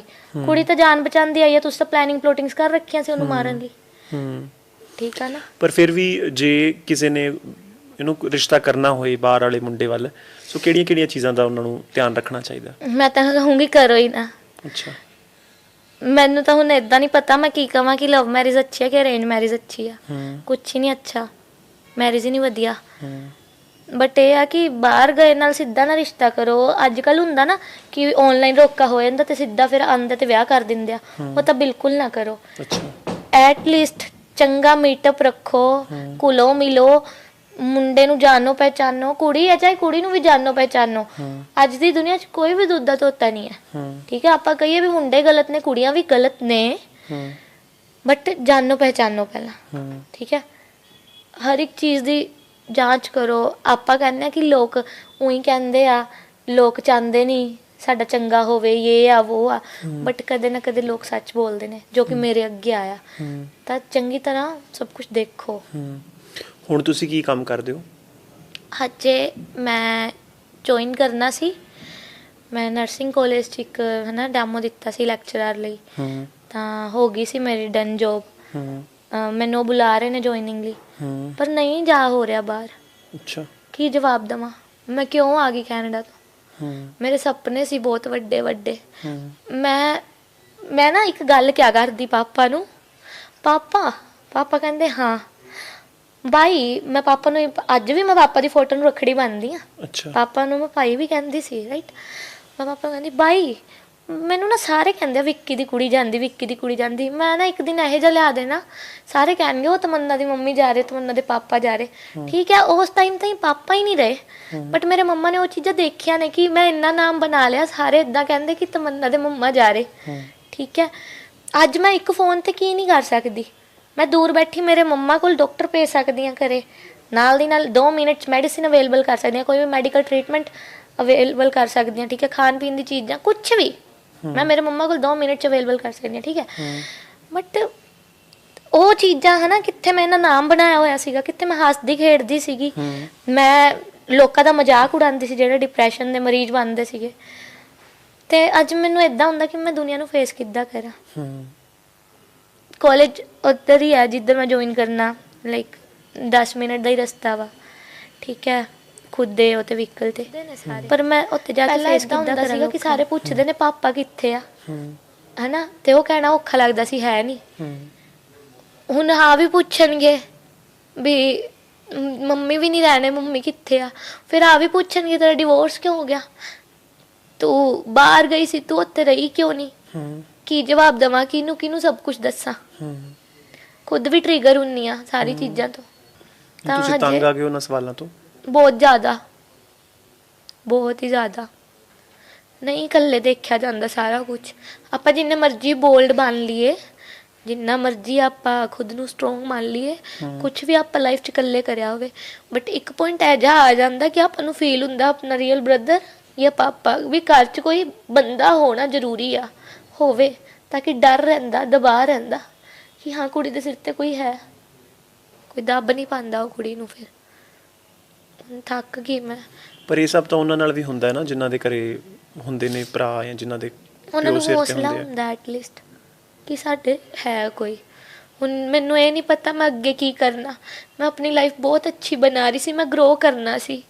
ਜੋ ਕੁੜੀ 15 ਸਾਲ ਦੀ ਉਮਰ ਤੋਂ ਘਰੇ ਖਰਚਾ ਭੇਜਣ ਲੱਗ ਗਈ ਆ, ਮੈਂ ਸਟੱਡੀ ਦੇ ਨਾਲ ਮੈਂ ਆਪਣਾ ਮੇਕਅਪ ਦਾ ਸ਼ੁਰੂ ਕੀਤਾ, ਮੈਂ ਸਟੱਡੀ ਮੇਕਅਪ ਦੀ ਸ਼ੁਰੂ ਕੀਤੀ ਹੈ ਨਾ, ਕੋਸਮੈਟੋਲੋਜੀ ਦਾ ਡਿਪਲੋਮਾ ਲਿੱਤਾ ਮੈਂ ਮੇਰੀ ਸਟੱਡੀ ਦੇ ਚੱਲਦੇ ਨਾਲ ਚੀਜ਼ਾਂ ਕਰੀਆਂ। ਫਿਰ ਮੈਂ ਫ੍ਰੀਲੈਂਸਿੰਗ ਕਰਨੀ ਸ਼ੁਰੂ ਕਰਤੀ ਇੱਥੇ ਚੰਡੀਗੜ੍ਹ। ਮੈਂ ਫਿਰ ਘਰੇ ਵੀ ਆਪਣਾ ਮੇਕਅਪ ਸਟੂਡੀਓ ਖੋਲਿਆ। ਜਿਹਨੇ 15 ਸਾਲ ਦੀ ਉਮਰ ਤੋਂ ਸਭ ਕੁਝ ਕਰਿਆ ਹੋਵੇ, ਉਹਦੇ ਲਈ ਬਹੁਤ ਡਾਊਨ ਪੁਆਇੰਟ ਆ ਜਾਏ ਇੱਕੋ ਦਮ, ਕੀ ਕਰੂੰ ਮੈਂ ਹੁਣ? ਮੈਨੂੰ ਇਦਾਂ ਹੋ ਰਿਹਾ ਮੈਂ ਦੁਬਾਰਾ ਕਿੱਦਾਂ ਬਿਲਡਅਪ ਕਰਾਂ ਸਾਰਾ ਕੁਝ। ਔਖਾ ਹੈ, ਬਹੁਤ ਔਖਾ ਹੈ। ਸਾਰੇ ਸੁਪਨੇ ਛੱਡੇ ਕਿਸ ਚੱਕਰ 'ਚ? ਵਧੀਆ ਕੁੜੀ ਬਣਨਾ, ਵਧੀਆ ਵਾਈਫ ਬਣਨਾ, ਵਧੀਆ ਨੂੰਹ ਬਣਨਾ। ਇਹ ਤੋਂ ਬਾਅਦ ਹੁਣ ਮੈਂ ਕੀ ਕਰਾਂ? ਨਹੀਂ ਸਮਝ ਆਉਂਦਾ। ਪਿਓ ਹੋਣਾ ਜ਼ਰੂਰੀ ਆ, ਬਸ ਇੰਨਾ ਸਮਝ ਆਉਂਦਾ ਕਿ ਪਾਪਾ ਹੋਣੇ ਜ਼ਰੂਰੀ ਨੇ। ਮੇਰੇ ਮੰਮਾ ਨੇ ਕਦੇ ਨਹੀਂ ਮੈਨੂੰ ਫੀਲ ਹੋਣ ਦਿੱਤਾ ਕਿ ਪਾਪਾ ਨਹੀਂ ਆ, ਬਟ ਹੋਣੇ ਜ਼ਰੂਰੀ ਨੇ। ਜਦੋਂ ਮੈਂ ਲਾਸਟ ਟਾਈਮ ਆਉਣਾ ਵੀ ਸੀ ਨਾ, ਤਾਂ ਮੈਂ ਮੰਮਾ ਨੂੰ ਆਈ ਕਿਹਾ, ਮੈਂ ਕਿਹਾ ਮੰਮਾ ਪਲੀਜ਼ ਲਾਸਟ ਟਾਈਮ ਲਈ ਪਾਪਾ ਬਣ ਜਾਓ, ਮੇਰੇ ਪਾਪਾ ਹੋਣੇ ਜ਼ਰੂਰੀ ਨੇ। ਵੀ ਪਾਪਾ ਹੁੰਦੇ ਤਾਂ ਇਹਨਾਂ ਦਾ ਚੰਗੀ ਤਰ੍ਹਾਂ ਨਾ ਜਲੂਸ ਕੱਢ ਦਿੰਦੇ, ਕਹਿ ਦਿੰਦੇ ਵੀ ਤੁਸੀਂ ਕੌਣ ਹੁੰਦੇ ਹੋ। ਮੇਰੇ ਪਾਪਾ ਨੇ ਹੱਥ ਵੀ ਨਹੀਂ ਲਾਇਆ ਸੀ ਕਦੇ ਮੈਨੂੰ, ਨਾ ਲਾਉਣ ਦਿੱਤਾ ਸੀ। ਪਾਪਾ ਹੋਣੇ ਜ਼ਰੂਰੀ ਨੇ। ਬਸ ਹੁਣ ਐਟ ਦ ਐਂਡ ਬਸ ਆਹੀ ਮੇਰੇ ਕੋਲ ਹੈ ਕਿ ਪਾਪਾ ਹੋਣੇ ਜ਼ਰੂਰੀ ਨੇ। ਕਿ ਕੁਛ ਨਹੀਂ ਆ ਅੱਜ ਦੀ ਦੁਨੀਆ 'ਚ, ਮੈਂ ਕੁਛ ਨਹੀਂ ਫੇਸ ਕਰ ਸਕਦੀ ਖੁਦ ਤੋਂ। ਪਰ ਉਮੀਦ ਕਰਦੇ ਹਾਂ ਕਿ ਜਿਹਨੂੰ ਜਿੰਨੀ ਹਿੰਮਤ ਤੇ ਜਿੰਨੀ ਦਲੇਰੀ ਦੇ ਨਾਲ ਤੁਸੀਂ ਇਹ ਔਖੇ ਟਾਈਮ ਦੇ ਵਿੱਚੋਂ ਲੰਘੇ ਹੋ, ਅੱਗੇ ਵੀ ਉਹ ਹੌਸਲੇ ਦੇ ਨਾਲ ਤੁਸੀਂ ਆਪਣਾ ਇੱਕ ਨਾਮ ਬਣਾਓ ਤੇ ਇੱਕ ਚੰਗੀ ਜ਼ਿੰਦਗੀ ਬਤੀਤ ਕਰੋ। ਮੈਨੂੰ ਬਸ ਇੱਜ਼ਤ ਨਾਲ ਹੀ ਪਿਆਰ ਹੈ, ਇੱਜ਼ਤ ਨਾਲ ਹੀ ਰਹਿਣਾ।